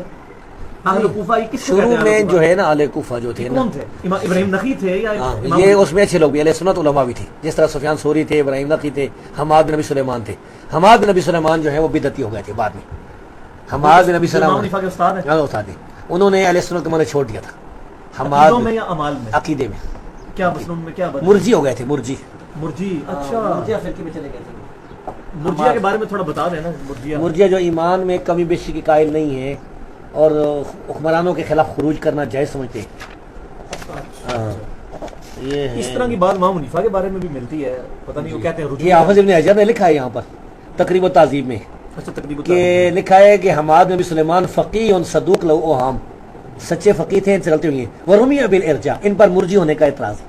لیکن دلیل دی کوئی انہوں نے؟ دلیل تو یہ تو تقریب و تہذیب ہے نا. اب تہذیب و تہذیب دیکھیں، یہ تو خلاصہ ہے اچھا، اس کا خلاصہ ہے. ہاں ٹھیک جی. ہے.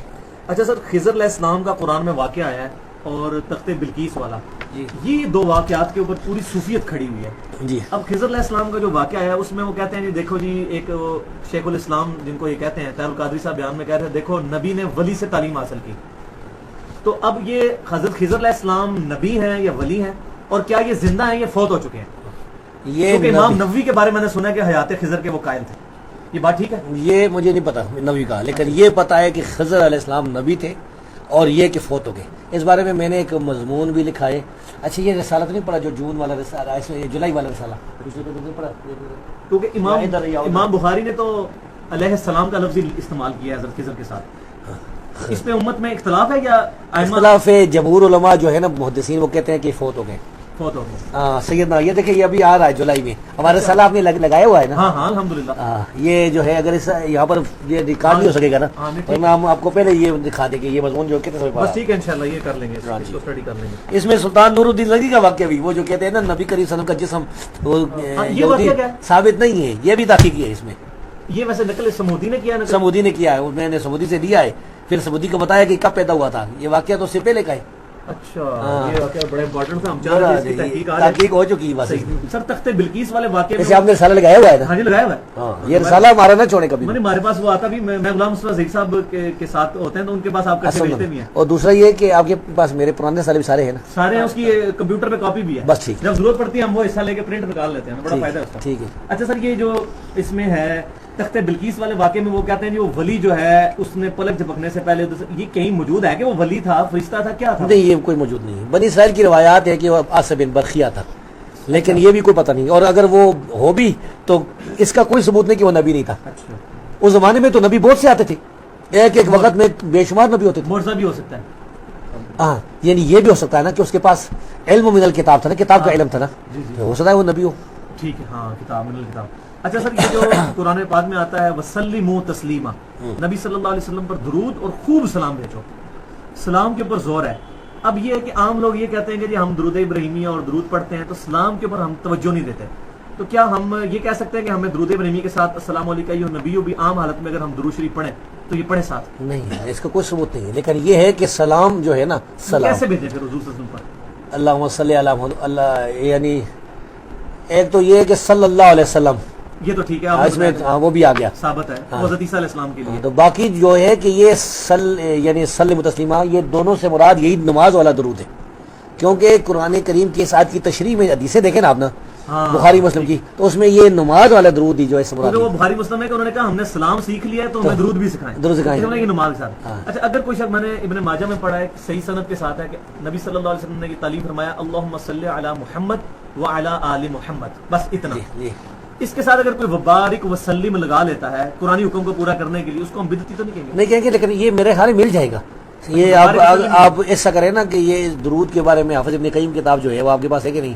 نہیں، اس جلال میں الافہام تخریج ہوئی ہوئی ہے۔ نہیں، تخریج بھی اس کی ہوئی ہے، میں نے سر آپ کو مشورہ دیا تھا کہ دروشی پہ ایک کتاب لکھیں، ہونا چاہیے، وہ کہیں نہیں ملا جی یا فضل الصلاۃ علی النبی جو ہے اس کی ہی کم از کم تقریر البانی نہیں، صاحب چھوٹی سی یہ کتاب، یہ چھوٹی سی کتاب ہے۔ 107 حدیثیں اس میں۔ ہاں جی، اچھا ان کے آثار بھی ہیں۔ صحیح ہے سر۔ یہ قبر میں حاضہ کے سیگے سے جو سوال ہوتا ہے، میں نے پہلے بھی آپ سے کیا تھا، آپ نے وہ حوالے دیے، مجھے ڈھونڈنے سے ملے نہیں اس طرح، اچھا، کہ وہ قبر میں جو نبی صلی اللہ علیہ وسلم سے پوچھا جاتا ہے ماں کنتا، ان کے بارے میں ماں کنتا تقول فی حق حاضر الرجل، آپ سب یہ نوٹ کریں، ابن حبان کا حوالہ نا، تو اس میں یہ جو ہے حاضر و ناظر کا اکثر بریلوی اور کچھ دیوبندی بھی عقیدہ جو ہے وہ کہتے ہیں کہ نبی صلی اللہ علیہ وسلم کی شکل دکھائی جاتی ہے قبر کے اندر، تو اس لیے کہا جاتا ہے حاضہ یہ والا جو شخص ہے اس کے بارے میں۔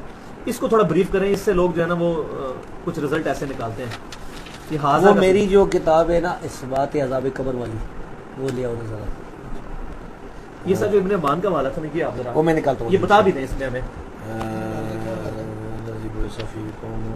اللہ دی گوئی فیکم۔ اصل میں اس کا جو ہے نا شروع والا ایسا یاد نہیں آ رہا نا، ٹھیک ہے کمپیوٹر سے نکال لیں گے ویسے آپ نے خود دیکھا ہوا یہ؟ کئی دفعہ۔ اچھا یہ کس چیپٹر میں؟ کتاب الجنائز میں؟ کتاب الجنائز میں ایو رجل، وہ کہتا ہے ایو، میں تو یہ آپ کو نقطہ بتانا چاہتا ہوں نہیں، یہ نا، شروع سے ذرا یہ بتا دینا، یہ ہماری ریکارڈنگ میں بھی میں بھی آ جائے گا انشاءاللہ، وہ اس میں کچھ وقت لگ جائے گا نا، ایک منٹ، ہاں، کیونکہ یہ سب سے امپورٹنٹ سوال ہے اس کانٹیکسٹ میں نا۔ اس میں نا، اچھا ما تقول ہو، اس میں آگے جی، یہ تو پہلے ہی نکل آیا، ہاں جی ہاں جی ہاں جی، یہ ہے نا زبردست کام ہوا۔ ہاں جی، اچھا مسند احمد جو ہے نا، میں مسند احمد تو خیر وہ روایت میں کہتے ہیں، مستدرک الحاکم جلد 1 صفحہ 380، نکالنا ہے یار، ساتھ ہو گئے میرا خیال ہے کہ ابن حبان کی صحیح میں بھی ہے جی۔ اچھا یہ جلد 5 صفحہ 56 ہے میرے خیال، اچھا لکھیے جلدی سے، دلتا جی کم نے صحیح ابن حبان پر ہوتے کہ لس جلد والا مخ کے اوپر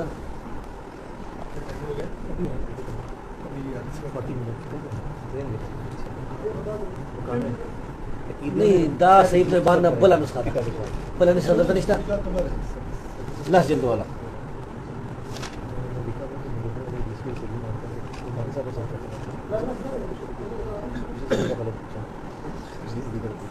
دانشتہ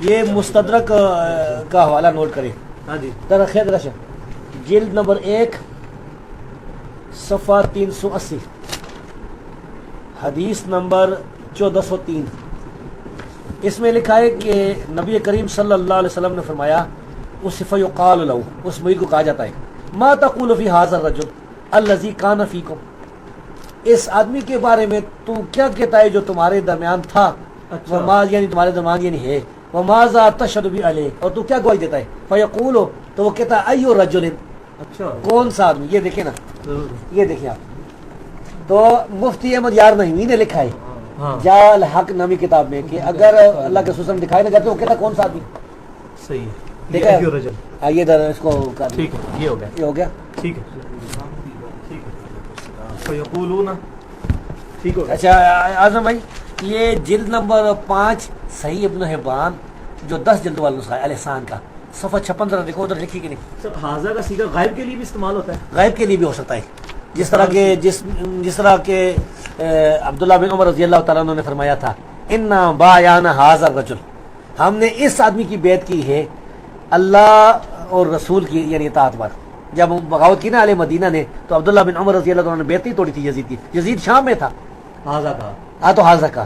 اسی طرح صحیح بخاری کے شروع میں جو حدیث ہے نا رقل والی، تو اس میں بھی کہا تھا کہ حاضر، وہ ابو سفیان جس میں تھے اس میں بھی حاضر رجل ہے، اچھا اچھا اچھا، تو ادھر کدھر تھے اللہ کے رسول صلی اللہ علیہ وسلم، تو بالکل ٹھیک ہے۔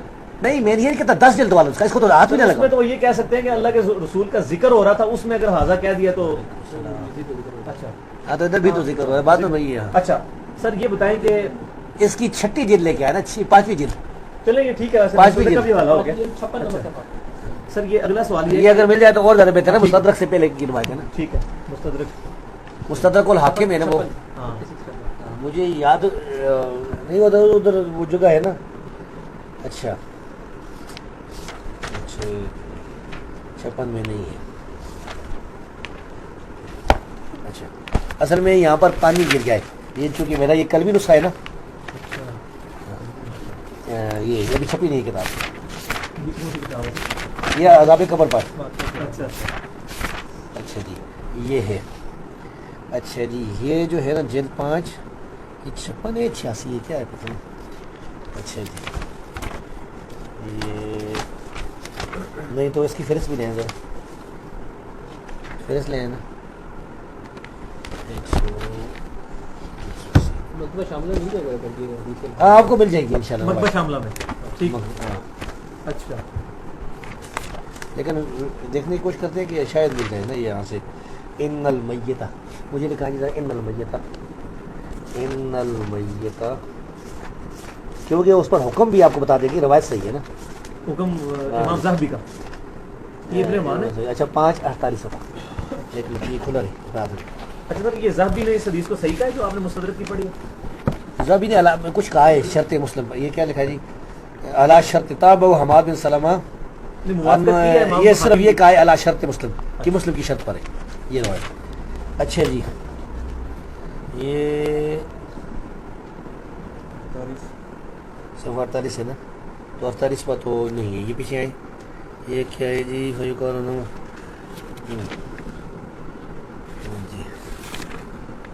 یہ اچھا جی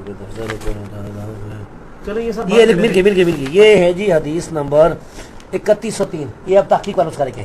صحیح ابن حبان کا جو نسخہ ہے نا 3103 نمبر حدیث. اچھا ادھر بھی لکھ لیتے ہیں.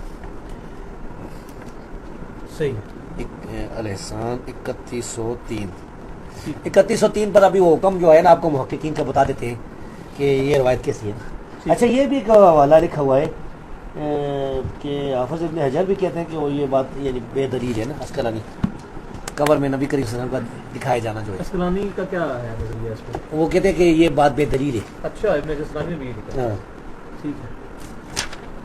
یہ انہوں نے لکھا ہے جی اسناد حسن.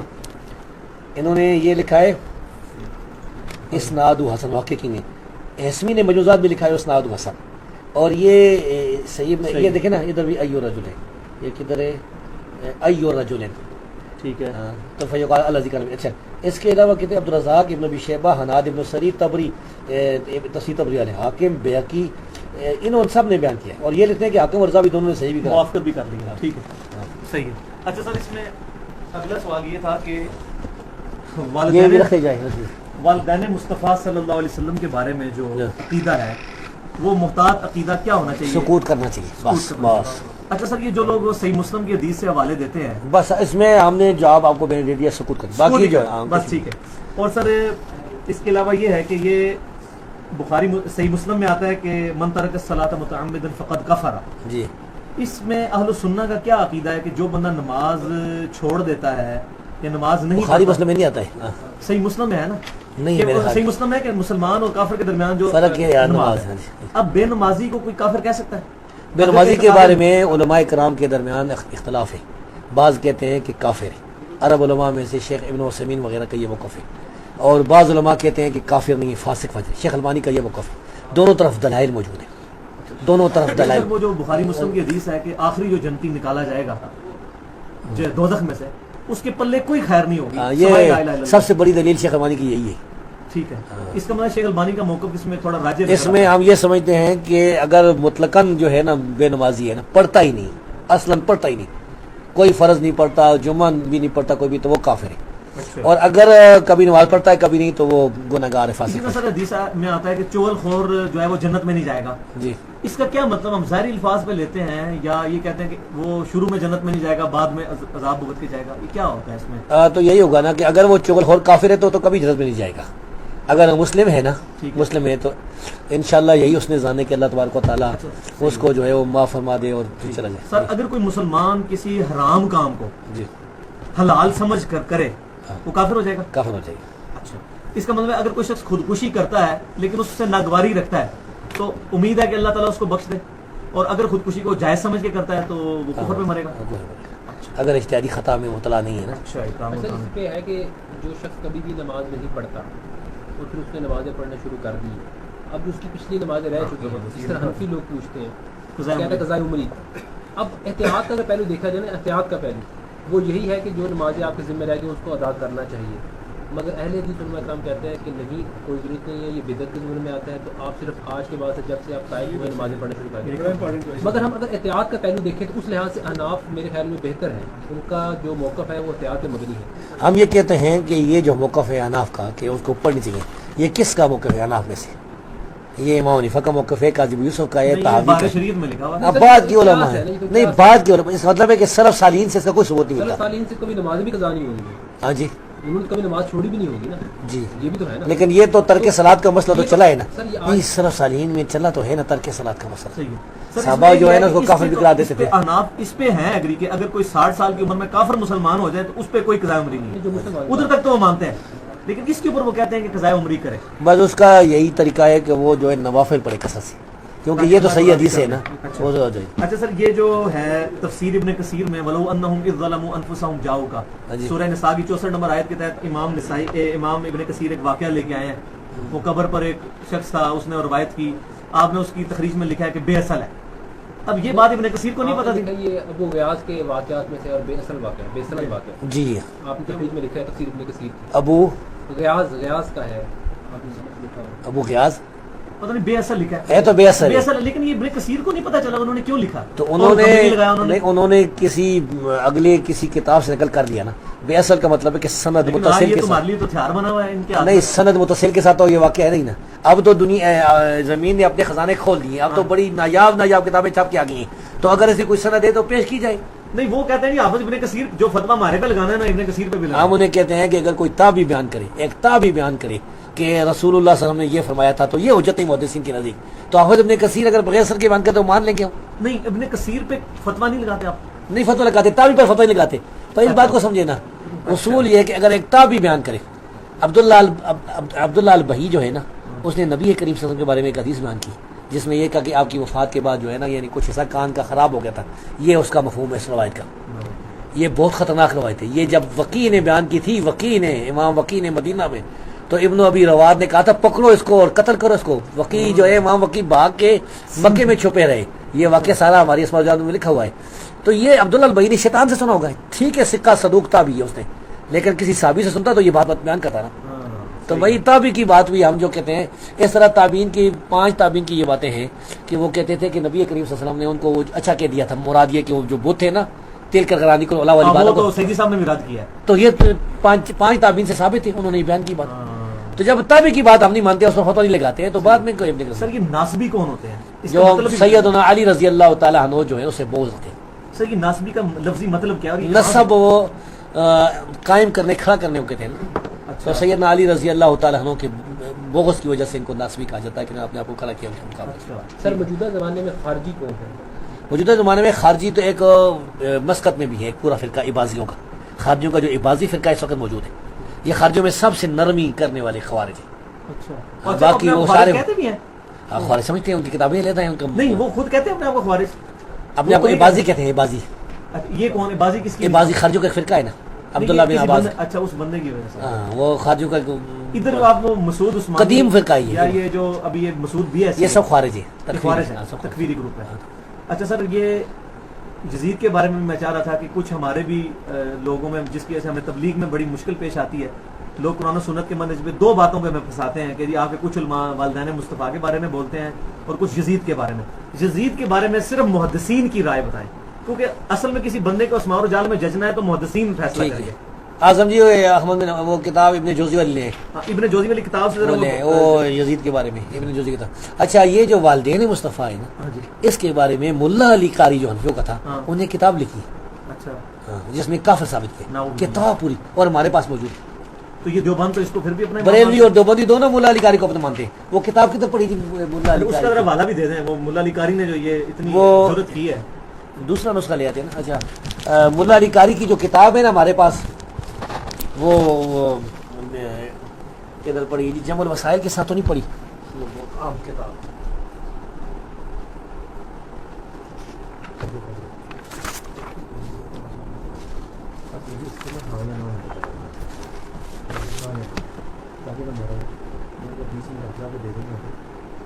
اعظم جی آپ کو پتا ہے کہ نہیں مولا علی قاری کی کتاب کدھر ہے؟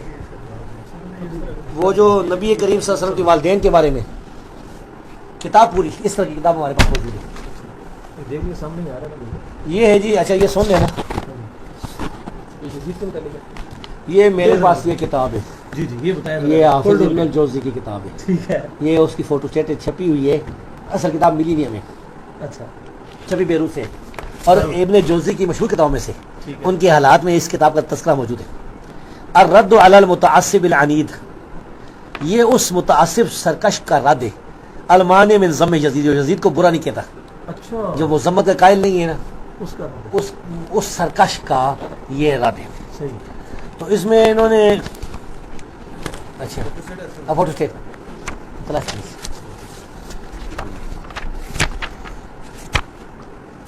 اس میں انہوں نے سلف کی رائے اسماء و رجال کے علم کے تحت کٹھی کی. یہ ہاں جی, اس میں سلف کی آراء بھی ہیں اور واقعات بھی. جی جی مثلا یہ کہتے ہیں کہ فانبانا ابو بکر محمد بن عبد الباقی البزاز عن ابی اسحاق البرمکی عن ابی بکر عبد العزیز ابن جعفر قال حدثنا محنا ابن یحییٰ.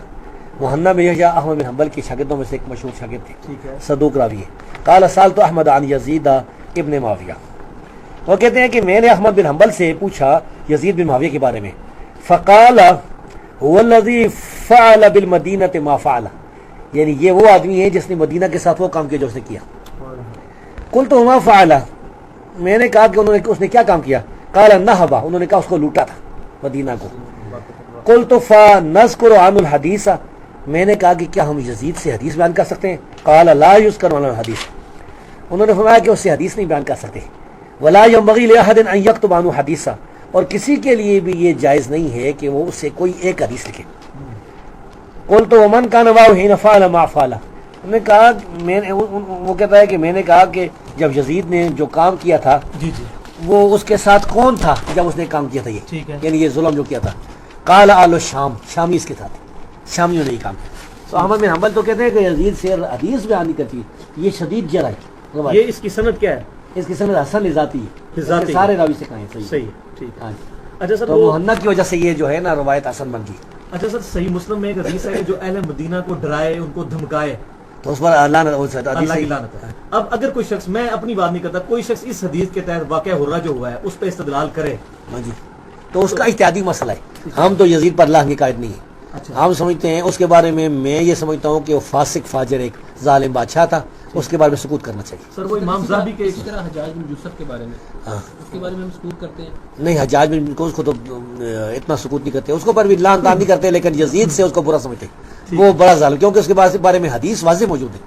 نبی کریم صلی اللہ علیہ وسلم کی سری حدیث ہے مبیر والی. سر یزید کے بارے میں جو امام زاہبی کے ایک شاگرد کی بھی آپ نے رائے بتائی تھی, امام زاہبی کے کسی شاگرد کی, جی کان خبیث, نہیں, زاہبی کی اپنی رائے, اپنی رائے کیا رائے؟ سیر عالم النبوہ, اس نے اس کو ناسبی قرار دیا, ناسبی خبیث ہو اس طرح. اچھا سیر میں ہے. ٹھیک ہے. اور وہ آپ نے یہ بھی بیان کیا تھا کہ شاید اس کو اس نے ختم کیا ہے جو کہ بڑے جباروں میں. ابن کثیر نے غالباً کہی قسم اللہ قاسم الجبابرہ. سر حجاج بن یوسف کے بارے میں کون سی حدیث ہے؟ رسول اللہ صلی اللہ علیہ وسلم فرمایا تھا نا کہ ثقیف میں ایک کذاب ہوگا اور ایک ظالم مبیر ہوگا. صحیح مسلم میں ہے, اسماء بنت ابی بکر نے کہا کہ اس کو تو دیکھ لے کذاب کو تو مبیر ہوئے. سر یہ بعض لوگ جو ہے بڑی زبردستی یزید کے اوپر وہ قسطنطنیہ والی حدیث فٹ کرنے کی کوشش کرتے ہیں. ثابت نہیں ہے یہ, ثابت نہیں ہے. وہ پہلے لشکر کے الفاظ تو بخاری میں موجود نہیں ہے. نہیں. اچھا, پہلا لشکر کون سا ہے جو سنن نبی داؤد میں حدیث ہے, عبد الرحمن بن خالد بن ولید والی؟ ظاہر ہے کہ اب جس لشکر میں ابو ایوب انصاری فوت ہو گئے تھے اور جس لشکر میں وہ زندہ موجود تھے, ہاں جی, تو جس میں فوت ہوئے تھے وہ آخری لشکر ہوا, یہ پہلے ہوا. یہ خود بہت ثابت ہوتا ہے. باقی لشکر کو تو چھوڑے, 2 لشکر حملہ کرتے ہیں, فرض کریں کل 2 لشکر حملہ کرتے ہیں, ایک میں وہ زندہ موجود تھے حدیثیں بیان کرتے تھے, ایک میں فوت ہو گئے تھے. جس میں فوت ہو گئے تھے اس میں یزید موجود تھا. اچھا جی. ہم کہتے ہیں کہ بھائی اس کے علاوہ بھی تاریخ میں لکھا ہوا ہے قسطنطنیہ پر بڑے حملے ہوئے ہیں, گرمیوں میں بھی ہوئی ہیں, سردیوں میں بھی ہوئے ہیں, 18 کوئی حملے ہوئے ہیں. اور سیدنا عثمان رضی اللہ تعالیٰ کے دور میں بھی ایک حملہ ہوا تھا. اچھا, میر معاویہ کی عادت میں ہاں پہلے, یعنی یزید بن ابی سفیان کی قیادت میں. امیر معاویہ کے جو بھائی تھے نا یزید بن ابی سفیان. اچھا امیر معاویہ کے بھائی بھی تھے یزید بن ابی سفیان. ہاں وہ تو نیک صحابی تھے نا. اچھا اچھا اچھا اچھا صحیح ہے. انہی کی وجہ سے تو امیر معاویہ بھی وہ آ گیا نا. اچھا سر یہ تو سارے عقیدوں سے ریلیٹڈ تھے. اب اس صدی کا مجدد کون ہے؟ پتہ نہیں کسی صدی کا، پچھلی کا کون ہے، اس اگلی کا کسی کا کوئی پتہ نہیں. تو یہ نبی کریم صلی اللہ علیہ وسلم کے بعد ہو کسی صدی کا مجدد کے بارے میں آپ کوئی نہیں کہہ سکتے فلاں. یہ حدیث صحیح ہے، یہ حدیث صحیح ہے لیکن آدمی کا تعین جو ہے یہ کوئی ثابت نہیں. یہ اپنا اپنا کہے گا. فرمائی آپ صلی اللہ علیہ وسلم نے، اس کی کیا حکمت ہو سکتی ہے؟ اس میں حکمت یہی ہو سکتی ہے کہ ہر صدی کے شروع میں ایسے لوگ ہوں گے یعنی جو دین کی دعوت دیں گے لوگوں کو دوبارہ. یعنی سر میں سمجھتا ہوں کہ امت میں امام بخاری کی جو ایک شخصیت ہے اس کو تو پورے 1000 سال کا ہی مجدد ڈکلیئر کر دیا تو کام ہے. ٹھیک ہے یہ مسئلہ ضنی ہے. کسی کے بارے میں بریلی کہے گا فلانا مجدد ہے، دیوبندی کہے گا فلانا ہے. یہ نہیں. امام بخاری نے کتاب اپنی صحیح بخاری لکھی ہے ماشاءاللہ، صحیح حدیثوں کی اس میں کلیکشن ہے. اور لیکن دوسری کتاب جو الادب المفرد ہے اب اس میں ضعیف حدیثیں بھی ہیں. اب یہ کیا وجہ ہے کہ ایک طرف وہ اتنا اہتمام کر رہے ہیں اور دوسری طرف اب کل ڈاکٹر طاہر القادری صاحب بیان کر رہے تھے، وہ یہ کہتے ہیں کہ یہ ادب المفرد کتاب ہے امام بخاری کی. اب اس کا رد کون کر رہا ہے؟ پروفیسر ڈاکٹر طاہر القادری کہتے ہیں البانی صاحب رد کر رہے ہیں صحیح الادب المفرد. تو کہتے ہیں یہ امام بخاری کے بھی استاد ہو گئے، جرح تعدیل کے یہ زیادہ ماہر ہے امام بخاری سے. امام بخاری کو نہیں پتہ تھا جو صحیح بخاری لکھ رہے ہیں. اور اس کے بعد جو دوسری کتابیں لکھی گئی جیسے طبرانی لکھی گئی ہے، جب ان کو پتہ تھا ایک ٹرینڈ سیٹ ہو چکا ہے کہ صحیح حدیث کا اہتمام کرنا ہے، امام بخاری نے کیا، امام مسلم نے کیا، اس کے بعد پھر ضعیف حدیثوں کو شامل کرنا اور بغیر حکم کے شامل کرنا. طبرانی نے تو سر پوری بریلویت طبرانی سے ثابت ہوتی ہے بغیر حکم کے. اور اتنی اس نے حدیثیں اکٹھی کر دی طبرانی نے. موجم کبیر وہ تو 50. اس کا جو ہے نا جواب ہم یہ کہتے ہیں کہ بھائی محدثین نے جو حدیثیں لکھی ہیں اپنی سند کے ساتھ، جی جی کیا یہ ساری حدیثیں صحیح ہیں؟ اگر یہ ساری حدیثیں صحیح ہیں تو ہم ان میں ضعیف جو روایتیں ہیں ان کے ساتھ حنفی مذہب ختم کرتے ہیں. مثال کے حنفی مذہب کو ختم کرتے ہیں. مثال کے طور پر معجم ابن العرابی میں ایک حدیث موجود ہے ضعیف، جس کا خلاصہ یہ ہے کہ نبی کریم صلی اللہ علیہ وسلم وفات تک رفعین کرتے رہے تھے. یہ رفعین جو حدیث کرتے ہیں وفات تک کرتے رہے تھے. تو اس کو طاہر القادری صاحب مان لیں گے؟ کوئی بریلی مانے گا؟ نہیں. وہ جرح کر دیں گے. وہ تو جامع ترمذی کی صحیح حدیث پہ جرح کی. امام بیہقی کی روایت تو مشہور ہے جس میں راویوں پر شدید جرح ہے، جس میں یہ آتا ہے کہ نبی کریم صلی اللہ علیہ وسلم وفات تک رفعین کرتے تھے. بیہقی کی جو خلافیات والی روایت ہے نا اس پر تو دیوبندی بریلی بڑی جرح کرتے ہیں. لیکن یہ جو موجب عربی والی میں کہتا ہوں اس میں کوئی شدید ضعیف نہیں ہے، بس مجہول الحال راوی ہے. بات ٹھیک ہے. ہاں جی. ضعیف حدیثیں بھی ہیں. تو اس میں کیا تھا؟ اس میں ایک تھوڑی یہ ہے کہ محدثین کرام نے دین کو روایات کو محفوظ کرنے کے لیے سندوں کے ساتھ لکھ دی، صحیح بھی ضعیف بھی. اگر امام بخاری کی بیان کرتا ساری باتیں صحیح ہوتی تو صحیح بخاری کو کیوں انہوں نے صرف صحیح قرار دیا؟ ان کا دعویٰ تو بخاری کے لیے. ہاں تو امام بخاری کا دعویٰ صرف صحیح بخاری کے لیے، الادب المفرد کے لیے نہیں ہے. اس کے لیے پھر انہوں نے لکھا. پھر اسی طرح ایک اور میں بتاؤں، یہ جو ہماری حدیث کتابیں اسماء و رجال کتابیں ان میں امام ابو حنیفہ کے خلاف روایتیں موجود ہیں. تاریخ بغداد میں بھی اور بھی بہت سی روایتیں موجود ہیں، بڑی سخت روایتیں ہیں. تو حنفی کہتے ہیں یہ ضعیف ہے، بجرا کرتے ہیں. کوسری بھی جرا کرتا تھا، اس سے پہلے ابو بکر الایوبی جو تھا عیسیٰ بن ایوب اس نے بھی جرا کی ہے، باقی بھی کرتے ہیں. تو ہم کہتے ہیں کہ اگر محدثین نے روایتیں لکھی تھیں اور ساری روایتیں صحیح ہیں ہاں تو پھر مانو ادھر آؤ بھائی، تم امام ابو حنیفہ تو گئے. تو بھائی یہ اس کا دھوکہ ہے. اب شیخ البانی نے جو ادب المفرد کی روایتوں کو ضعیف قرار دیا ہے تو اس میں یہ ہے کہ اگر کوئی دلیل بیان کی ہے جو محدثین کے اصول سے اسماء و رجال کے اصول سے ہے تو پھر تو ٹھیک ہے. مثال کے طور پر ادب المفرد کی ایک روایت ہے جس کا خلاصہ یہ ہے کہ ایک صحابی سے کسی نے کہا، عبداللہ بن عمر سے کسی نے کہا نا کسی آدمی کا پاؤں سو گیا تو انہوں نے فرمایا کہ تو یادگار کے سب سے زیادہ محبوب کون ہے؟ تو اس نے کہا یا محمد. یہ بریلی پیش کرتے ہیں. تو اس میں ابو اسحاق السبعی مدلس راوی ہے، سفیان ثوری مدلس راوی ہے، دونوں مدلس ہیں. اور مدلسین کے بارے میں اصول حدیث کا یہ مسئلہ ہے کہ اس کی آن روایت ضعیف ہوتی. اور یہ بریلی بھی کہتے ہیں. یہ جو عباس رضوی ہے اس نے لکھا ہوا ہے اپنی کتاب کہ مدلس کی آن والی روایت جو ہے وہ ضعیف ہوتی ہے، حجت نہیں ہوتی. البانی صاحب تو بعض کا مدلس سے بھی چشم پوشی کر جاتے ہیں. ہاں اب یہ کہ البانی کو جو ہے حیثیت اس سے اختلاف کی جاتا ہے. شیخ البانی کی بات غلط بھی ہو سکتی، صحیح بھی ہو سکتی. ہاں شیخ البانی سے ہم اختلاف کرتے ہیں، کئی جگہ کرتے ہیں. مثلا عبد المفرد کی ایک روایت کو شیخ البانی صحیح کہتے ہیں ضعیف، منقطع روایت ہے یا مدلس. ایک دعا کے بارے میں. اچھا سر اب جو ہے نا ہم عقیدوں کے سوال ختم ہوئے، اب فقہ کے ہیں، اس کو بس مختصر بتاتے جائیں. جی پہلا سوال یہ ہے کہ کتاب الاستئذان صحیح بخاری کتاب الاستئذان میں امام بخاری نے ہیڈنگ بنائی ہے کہ 2 ہاتھ سے مصافحہ کرنا. جی اور وہاں عبداللہ بن مسعود کی روایت لے کے ہیں کہ نبی صلی اللہ علیہ وسلم نے اپنے دونوں ہاتھ مبارک میں ان کا ہاتھ پکڑا، اگرچہ مصافحہ نہیں تھا لیکن پکڑنا ثابت ہو گیا. کیا اس کے علاوہ بھی صحیح سند سے موجود ہے کہ صحابہ کرام 2 ہاتھ سے مصافحہ لیتے تھے؟ نہیں کوئی اس کے علاوہ. اچھا اس کے علاوہ نہیں. آپ کا کیا خیال ہے 2 ہاتھ سے؟ یہ بات ہمارے اہل حدیث بھائی اس پہ متشدد ہو کے کہتے ہیں کہ بدعت ہے.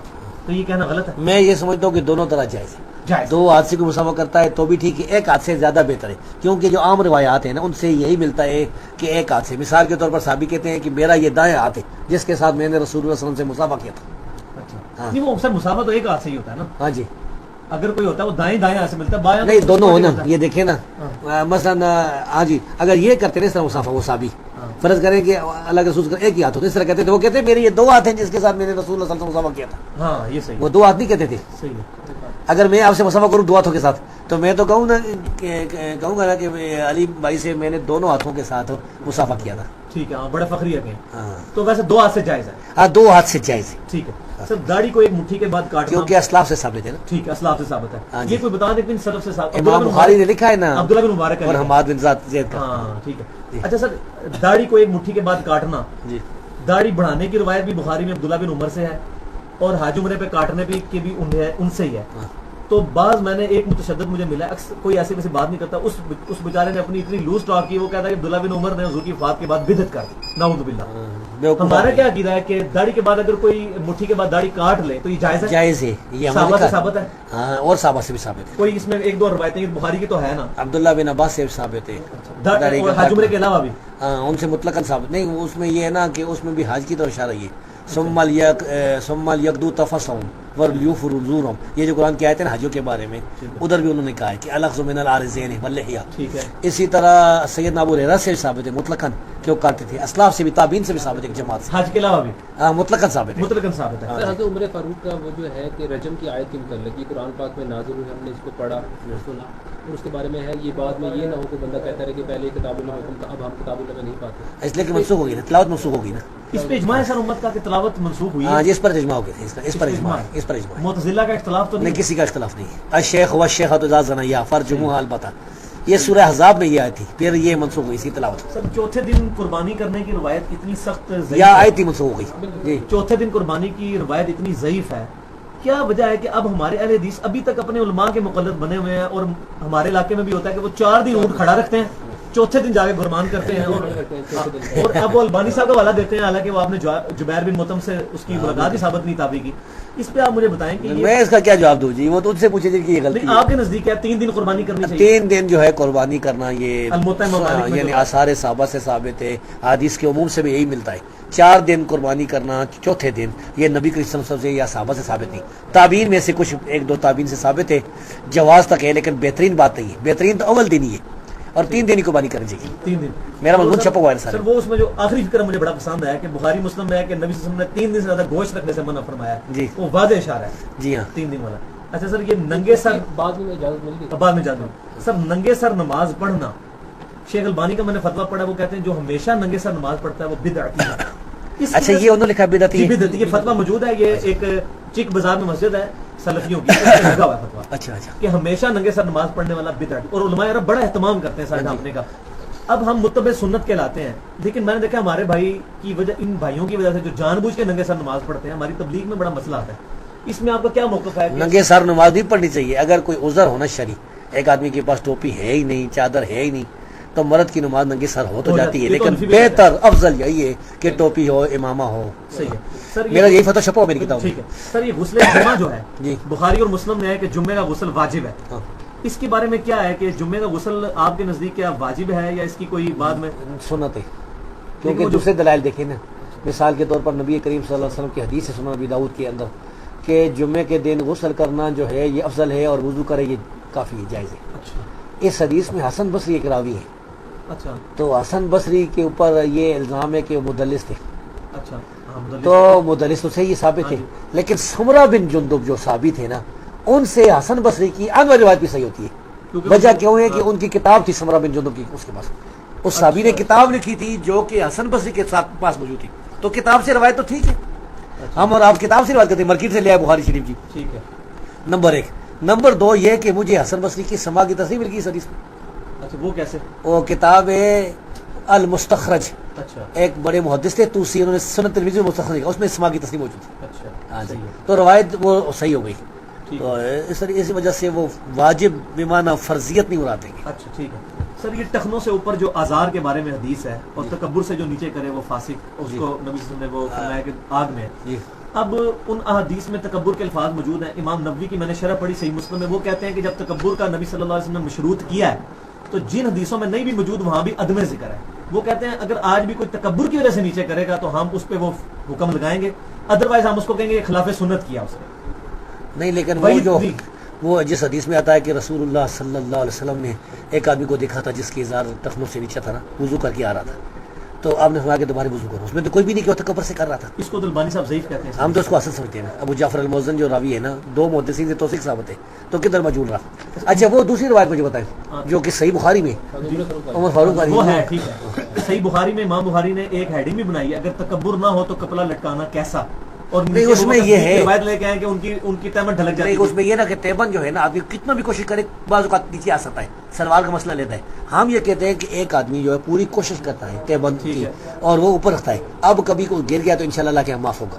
ایک کو نیچے ہی رکھتا ہے, تو بعض روایتوں میں یہ آتا ہے کہ انما الاسبال من المخیلہ, کہ لٹکانا ہی تکبر سے. یہ کوئی روایت ہے نہیں ہے سر. لیکن سر یہ ہمارے اس معاشرے میں تو کپڑا بڑا مہنگا تھا اور وہ ایک پورے سرکمسٹانسز تھے.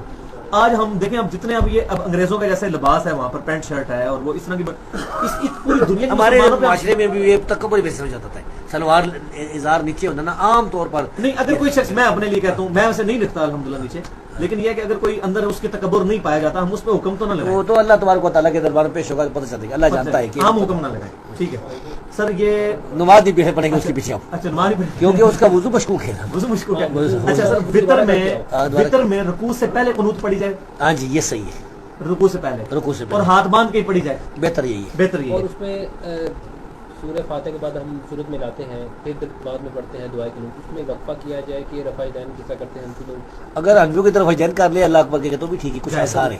اور اگر آثار ہیں, آثار ہیں, آپ نے بتایا تھا. اور اگر وہ نہیں کرتا تو وقفے کے بغیر پڑھتا تو اللہم انا نستعینک و نستغفرک, یہ روایت صحیح ہے.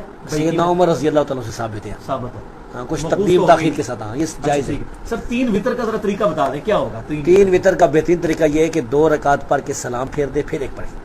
اچھا, یہ تو صحیح ابن حبان وغیرہ میں موجود ہے. اگر کوئی تینوں ایک سلام سے اور درمیان کا تو پھر حدیث میں یہ الفاظ ہیں کہ آپ نے فرمایا کہ مغرب کے مشابہ 3 وتر نہ پڑھو. ٹھیک ہے.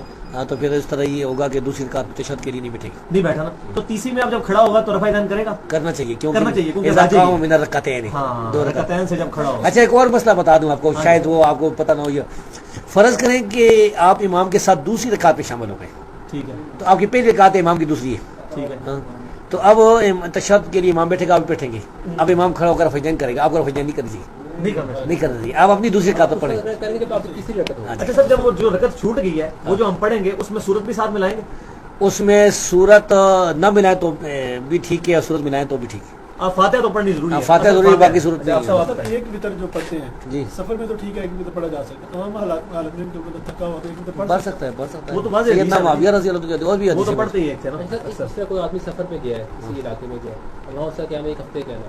اب سفر کے دوران جب جا رہے ہیں تو ہم قصر نماز کر رہے ہیں, جب وہاں پر پہنچ گئے ہیں وہاں بھی ہم قصر کریں. اگر وہ 20 دن کا ارادہ ہونا قیام کا تو پھر تو پوری پڑھنی چاہیے.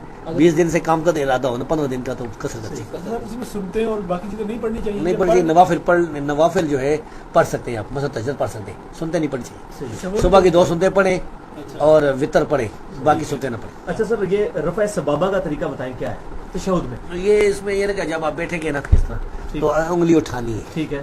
انگلی اٹھانے کے بعد ایک اصل روایت میں آتا ہے کہ تھوڑا سا اس کو جھکانا بھی ہے, تھوڑا جھکانا. ہاں, شیخ البانی میں سمجھتے ہیں اصل روایت. ٹھیک ہے. اچھا, وہ ان کی منہج کی غلطی ہے اس کی وجہ سے. اس کے بعد اس کو رکھنا ثابت نہیں ہے, جیسے دیوبند رکھتے ہیں. ہاں, جس طرح رکھتے ہیں نا, اللہ پر لا الہ پر اٹھانا اور اللہ پر رکھ دینا, یہ بھی ثابت نہیں ثابت. ہاں جی. اچھا, یہ کہ اس کو جو ہلانا ہے وہ صرف دعا میں ہلانا ہے یا تھرو دعا میں؟ کانا یحرک یدو بیا, یہ چیز ہے دعا میں ہلانا. دعا میں آپ حرکت دیتے تھے نبی کریم صلی اللہ علیہ وسلم. یہ سر کہاں ہے روایت؟ یہ سنن میں روایت ہے, غالباً ابو داؤد نسائی کی روایت, صحیح روایت ہے. زائدہ بن قدامہ نے یہ روایت بیان کی. ہاں جی, جب اتحیات پڑھنے اس وقت نہیں ہلائیں گے, صرف دعا میں, صرف دعا میں درود کے اس بعد. میں عقلی ثبوت یہ بھی ہے کہ کچھ صحابہ نے یہ کہا کہ آپ نے انگلی اٹھائی اور اس کو ہلایا نہیں. اس کا یہ مطلب وہ ضعیف ہے, لا یحرک والے ضعیف ہے. اگر وہ صحیح ہوتی تو نہیں ہو سکتا سر انہوں نے دعا سے پہلے حضور کو دیکھا ہو, اگر وہ صحیح ثابت ہوتی تو. اچھا, وہ کہتے ہیں نا, ایک عربی کی ایک مثال ہے, ثبت العرش ثم انقش. ٹھیک ہے. پہلے جو یہ تخت ہے نا اس کو روک لو نا, یہ ہل رہا ہے, پھر اس پر نقش لگائی. ٹھیک ہے سر. بغیر وضو کے قرآن پڑھنا جی قرآن کو تلاوت نہیں صرف علم کے طور پر، میں جس طرح مطلب ہماری تو اٹھنا اوڑھنا بچھونا قرآن ہے، اگر ہم وضو کے چکر میں لوگوں کو ڈال دیں کہ وہ وضو کر رہے ہیں وضو ٹوٹ گیا، تو کئی لوگ اس وجہ سے قرآن ترجمے سے نہیں پڑھتے. اس میں راجہ یہی بات ہے کہ یعنی بہتر یہی کہ وضو کر کے پڑھا جائے، لیکن جائز ہے، جائز ہے، جنبی حالت میں نہیں پڑھنا چاہیے، جنبی حالت میں ہو بغیر وضو کے. اچھا ٹھیک. سر یہ جمع بین الصلاتین کے بارے میں صحیح مسلم میں 3-4 احادیث آتی ہیں ابن عباس سے کہ حضور صلی اللہ علیہ وسلم نے بغیر خوف کے بھی جمع کی. اگر کبھی کبھار رافضیوں کی مشابہت نہیں، کبھی کبھار کوئی ایسی مجبوری ہو تو جمع جائز ہے، لیکن یہ بغیر عذر کے کوئی جمع نہیں نا، اس میں یہ بغیر عذر کے الفاظ نہیں تھوڑی سی بارش ہوتی ہے جمع کر دیتے ہیں. خیر من غیر عذر کے الفاظ نہیں، یہ بات ہے اس میں یہ ہے من غیر خوف ولا مطر، من غیر خوف ولا سفر. لیکن اس کے اگلے الفاظ کو سپورٹ کر رہے ہیں کہ حضور نے یہ اس لیے کیا کہ تاکہ امت میں مشقت نہ پڑے. ہاں مشقت، تو مشقت اگر ہو جائے نا، مثال کے طور پر لنٹر ڈالے کو اور آپ کو سخت نیند آ گئی، کوئی اور مسئلہ آیا تو اس میں جمع کر سکتے. مثلا آپ نے مغرب کی نماز پڑھی ہے نا، لیکن آپ سمجھ رہے کہ میں بس اگر پہنچا بسترے تک گیا، اس طرح حالت ہو سکتی ہے، برکت ہو جاتی ہے، تو آپ نے اس کے ساتھ ہی عشاء پڑھ لی تو ٹھیک ہے. صحیح. سر جمعے کی 2 اذانیں جو ہیں سیدنا عثمان نے بخاری میں حدیث سے شروع کروائی، اس کو بعض اہل حدیث جو ہے جو غلو کرتے ہیں وہ کہتے ہیں یہ بدعت ہے کہ عبداللہ بن عمر نے بدعت کہا. آپ کا کیا نظریہ ہے اس میں؟ نہیں بدعت کی تھے عبداللہ بن عمر رضی اللہ عنہ ثابت ہے، وہ بھی ثابت ہے، انہوں نے فتح لگایا، ثابت ہے، صحیح بدعت. ہاں یہ صحیح ثابت ہے مسلم وشیوں میں.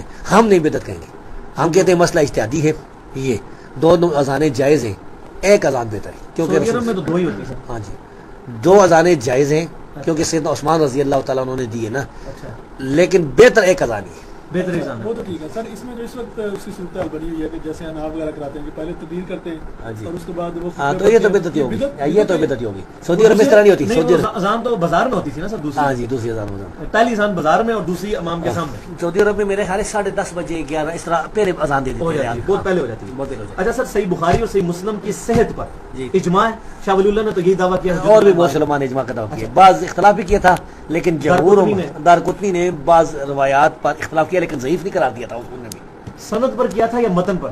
سند پر کیا تھا. عام طور پر ان کے جو اختلاف تھے البانی صاحب کے بارے میں بھی میں نے سنا ہے کہ انہوں نے صحیح مسلم کی کوئی 12 روایتوں کے ساتھ اختلاف 30 سے اوپر ضعیف قرار دیا انہوں نے، لیکن بعد میں رجوع کیا انہوں نے. نہیں کیا ہے.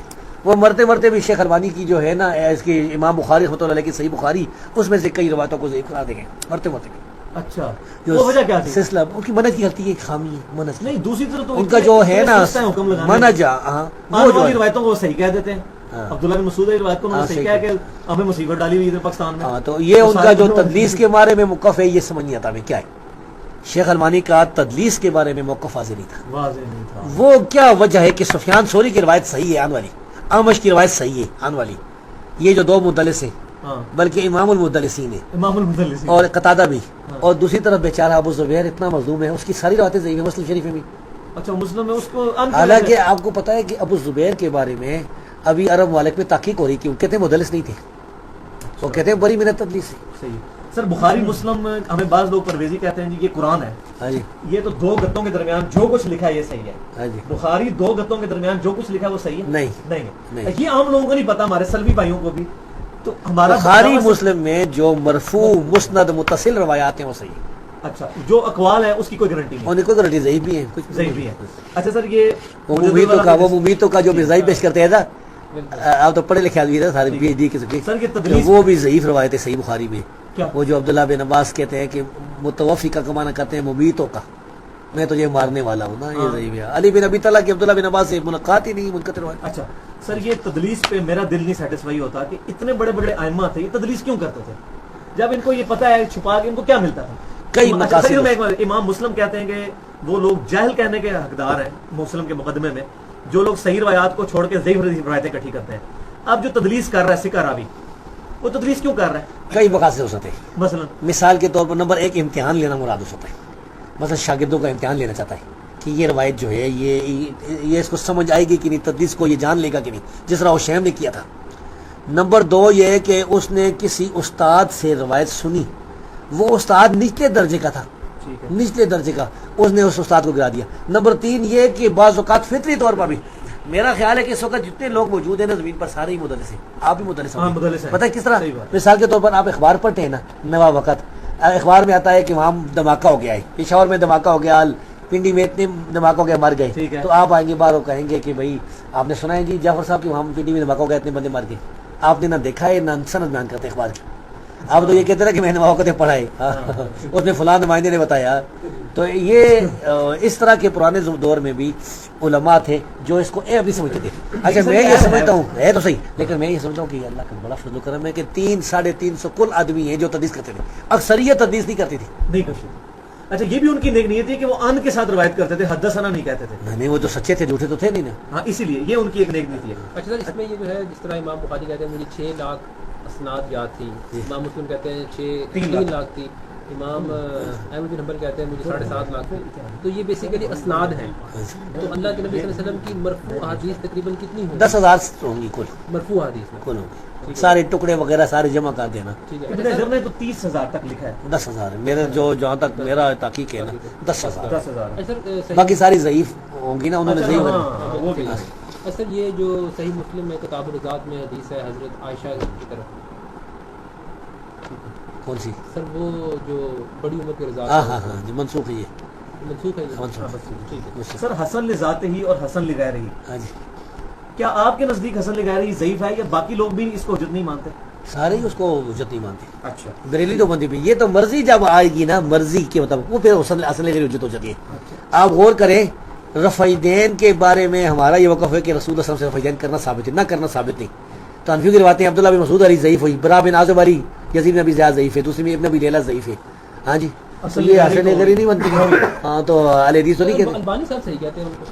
تو ان کی تو منہج کی غلطی ہے نا، منہج کی غلطی ہے نا. وہ تو منہج لیکن سر وہ خود تو رفعیدان کے قائل تھے. وہ خیر قائل ہوں، لیکن یہ میں آپ کو یہ مسئلہ سمجھایا نا کہ بھائی مرضی کی روایتوں جو کوئی حسن لغیری کے حجت نہیں صحیح. سر یہ مرسل جو ہے سکہ تابعی ہو اس کی مرسل کیوں حجت نہیں ہوتی؟ اس لیے کہ اس نے سنی کس سے پتہ نہیں، صحابی سے سنی ہے یا تابعی سے سنی. فرض کریں اس نے تابعی سے سنی. اچھا میں نے ایسی روایتیں پائی ہیں کہ صحابہ کے دور میں جھوٹ بولا جاتا تھا. اچھا صحابہ کے دور میں موطا امام مالک جس پر میں نے تحقیق کی ہے لے ہیں جی وہ دونوں سے جڑے عبد الرحمن بن قاسم والی. سر یہ وضو کا جو پانی میں نے نہیں وہ اصل عربی ہے. سر بخاری مسلم میں پڑھا ہے کہ وضو نبی صلی اللہ علیہ وسلم ایک مد 600 گرام سے وضو کر لیتے تھے. دونوں نسخے لے کے جی 600 گرام سے وضو کر لیتے تھے. اب یہ 600 گرام سے جو حنفی تعریف کرتے ہیں کہ 2 قطرے بہ جائیں اس میں تو 600 گرام میں وضو نہیں ہوتا. وہ تو کہتے ہیں جناب ہمارا ایک شاگرد ہے وہ ایک گلاس سے وضو کرتا ہے. میں کئی دفعہ نہیں وہ تو چپڑنا ہوا نا. چپڑنا ہوتے ہیں وہ چپڑ نہیں بس. نہیں تو یہ 600 گرام سے وضو ہو جاتا سر؟ بس اس طرح چپڑ نہیں ہے نا. نہیں تو وضو یہ دیکھیے جی 273 یہ ملتا تو یہ بڑی عام دلیل ہے مرسل کے تباہی کے بارے میں.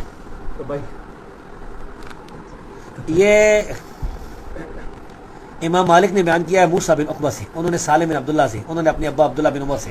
اور یہ روایت جو ہے یہ اس میں بخاری مسلم میں موجود ہے کہ عبداللہ بن عمر فرماتے تھے بیداؤکم ھذی التی تکذبون علی رسول اللہ صلی اللہ علیہ وسلم. یہ جو بیدا ہے نا تمہارا جس میں تم جھوٹ بولتے ہو اللہ کے رسول پر، فی آ کے یہاں سے اللہ کے رسول لبیک شروع کی ما اللہ رسول اللہ صلی اللہ علیہ وسلم الا من عند المسجد، یعنی مسجد ذوالحلیفہ کی مسجد سے آپ نے لبیک شروع کی تھی، وہاں سے نہیں کی تھی. ہاں یہ موجود ہے روایت بالکل ٹھیک. یہ 101.8.9 صحیح ہے. سر یہ ہاتھ باندھنے کے بارے میں کوئی صحیح حدیث موجود ہے کہ نبی صلی اللہ علیہ وسلم نے ہاتھ کہاں باندھے ڈائریکٹ؟ ایک تو یہ صحیح حدیث موجود ہے کہ نبی کریم صلی اللہ علیہ وسلم نے دائیں ہاتھ اپنی بائیں ذراع رسغ اور سائد پر رکھا. بخاری میں نہیں بخاری میں نہیں، سنن میں. نہیں بخاری میں ذراع والی بات ہے. ذراع والی. ہاں وہ تو یہاں سے لے کے یہاں تک یہ ساری ذرا یہ اس طرح رکھے نا ہاتھ، یہ ذراع پر اب آیا. لیکن بعض کہتے ہیں کہ یہ بھی ذرا ہی ہے. تو ذراع یہ باہر رہ گئی، یہ ذراع یہ جو حصہ ہے ذراع کا یہ اس کو میں نے کیوں چھوڑا ہے اچھا یہ مجھے سمجھائے نا. یہ دلیل چاہیے نا کہ ہم نے ذراع کا یہ حصہ چھوڑ دیا، ادھر ہاتھ نہیں رکھا ہے. یہ روایت الموطا امام مالک میں بھی ہے. موطا مالک میں بھی اور امام بخاری امام مالک سے رہی. ہاں ان سے تو یہ اب مالکی ہاتھ چھوڑ کے پڑھتے ہیں. تو یہ تو ان کا اسی لیے ہم کہتے ہیں کہ حنفی جو ہیں امام حنیفہ کے باغی ہیں. یہ بہت بڑی دلیل ہے. ہاں بہت بڑی دلیل ہے مالکی ہیں. اچھا ایک تو یہ ہو گیا. دو تو تیسری جو روایت ہے مسلم احمد والی وہ قبیصہ بن حرب والی. اچھا سر جلسہ استراحت ضروری ہے یا نہیں؟ جلسہ استراحت ضروری ہے. ضروری ہے. حکم موجود سب علماء عرب نہیں کرتے. صحیح بخاری میں حکم موجود ہے. ہاں وہ تو حکم موجود ہے کہ وہ جو بندے علماء عرب کی غلطی ہے بھائی، غلطی ہے. اچھا عبداللہ بن باز نے بھی لکھا ہے کہ جی یہ وہاں میرا ایک عربی سے میری بات ہوئی تھی. ہاں یہ ذرا بتا دیں بڑی انٹرسٹنگ ہے یہ. عبداللہ المحتاج.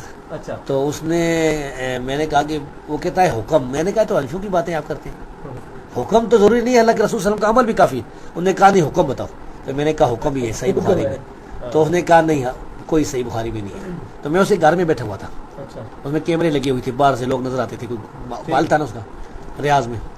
تو میں نے کہا کہ صحیح بخاری میں ہے. اس نے کہا کہ حاضہ کذب، جھوٹ ہے. وہ کہتا ہے کوئی بھی نہیں. تو میں نے کہا اور رکھ دیا اسے گھر. میں نے کہا کہ لا اشرب شیئا ولا آکل شیئا انا فی بیتک ضیفک ہاتھ بصحیح بخاری اخرج لک. الا فلا اقل شيء. تو اب وہ شرمندہ ہوا کیونکہ میں اس کا مہمان تھا نا. انہوں نے بیٹے کو کہا کہ صحیح بخاری لے کے آ. جب بیٹا صحیح بخاری لے کے آیا تو میں نے نکال دی کتاب الاستئذان سے حکم نبی کریم صلی اللہ علیہ وسلم کا کے بارے میں. تو اس کے ہاتھ کانپ رہے تھے جب اس نے اس کو لکھا, اس کے ہاتھ کانپ رہے تھے. پھر اس نے حوالہ نوٹ کیا اور کہتا ہے کہ میرا استاد شیخ بن باز جو ہے وہ جلسہ اثرات کرتا ہے. پتہ ہے آپ کو شیخ بن باز سے قائل تھے, وہ کرتے لکھا ہے مستحب ہے, نہ کرے تو کوئی حرج نہیں. ٹھیک ہے, خود وہ اس پر عمل کرتے تھے. تو میں نے کہا کہ تو کیوں نہیں کرتا لے شانتا لاتا جس. اچھا سر, یہ بس آخری 2 سوال رہ گئے سر. جی, ایک یہ بتائیں کہ صحیح مسلم کی حدیث ہے, جب میرا بندہ کہتا ہے الحمدللہ رب العالمین, میں کہتا ہوں میرے بندے نے حمد بیان کی, جی, اس سے مطلقاً پتہ چل رہا ہے کہ بسم اللہ کا انہوں نے ذکر نہیں کیا. کیا بسم اللہ فاتحہ کا حصہ ہے؟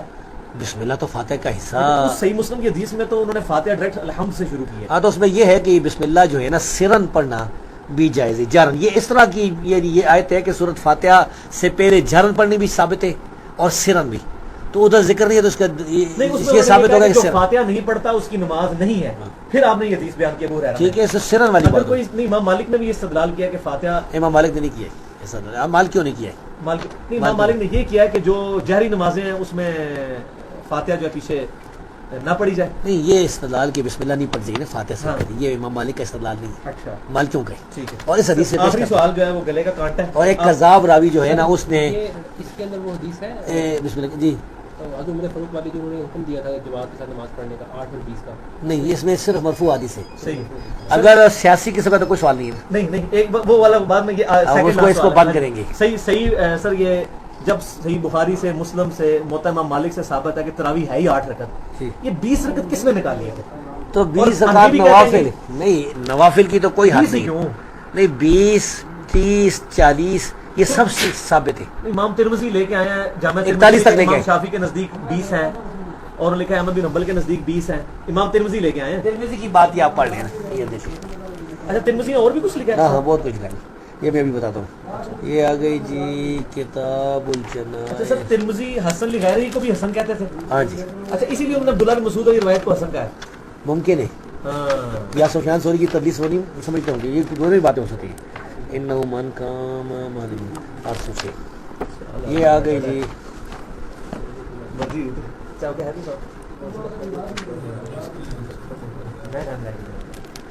کیا جی. اور اچھا, مگر یہ بات 15 منٹ آپ سے لینے ہیں آپ صاحب. انہوں نے وہ اچھا صاحب آئے تھے, ان کو آدھا گھنٹہ دیا, مگر کی بات ہی کہیں گے انشاءاللہ.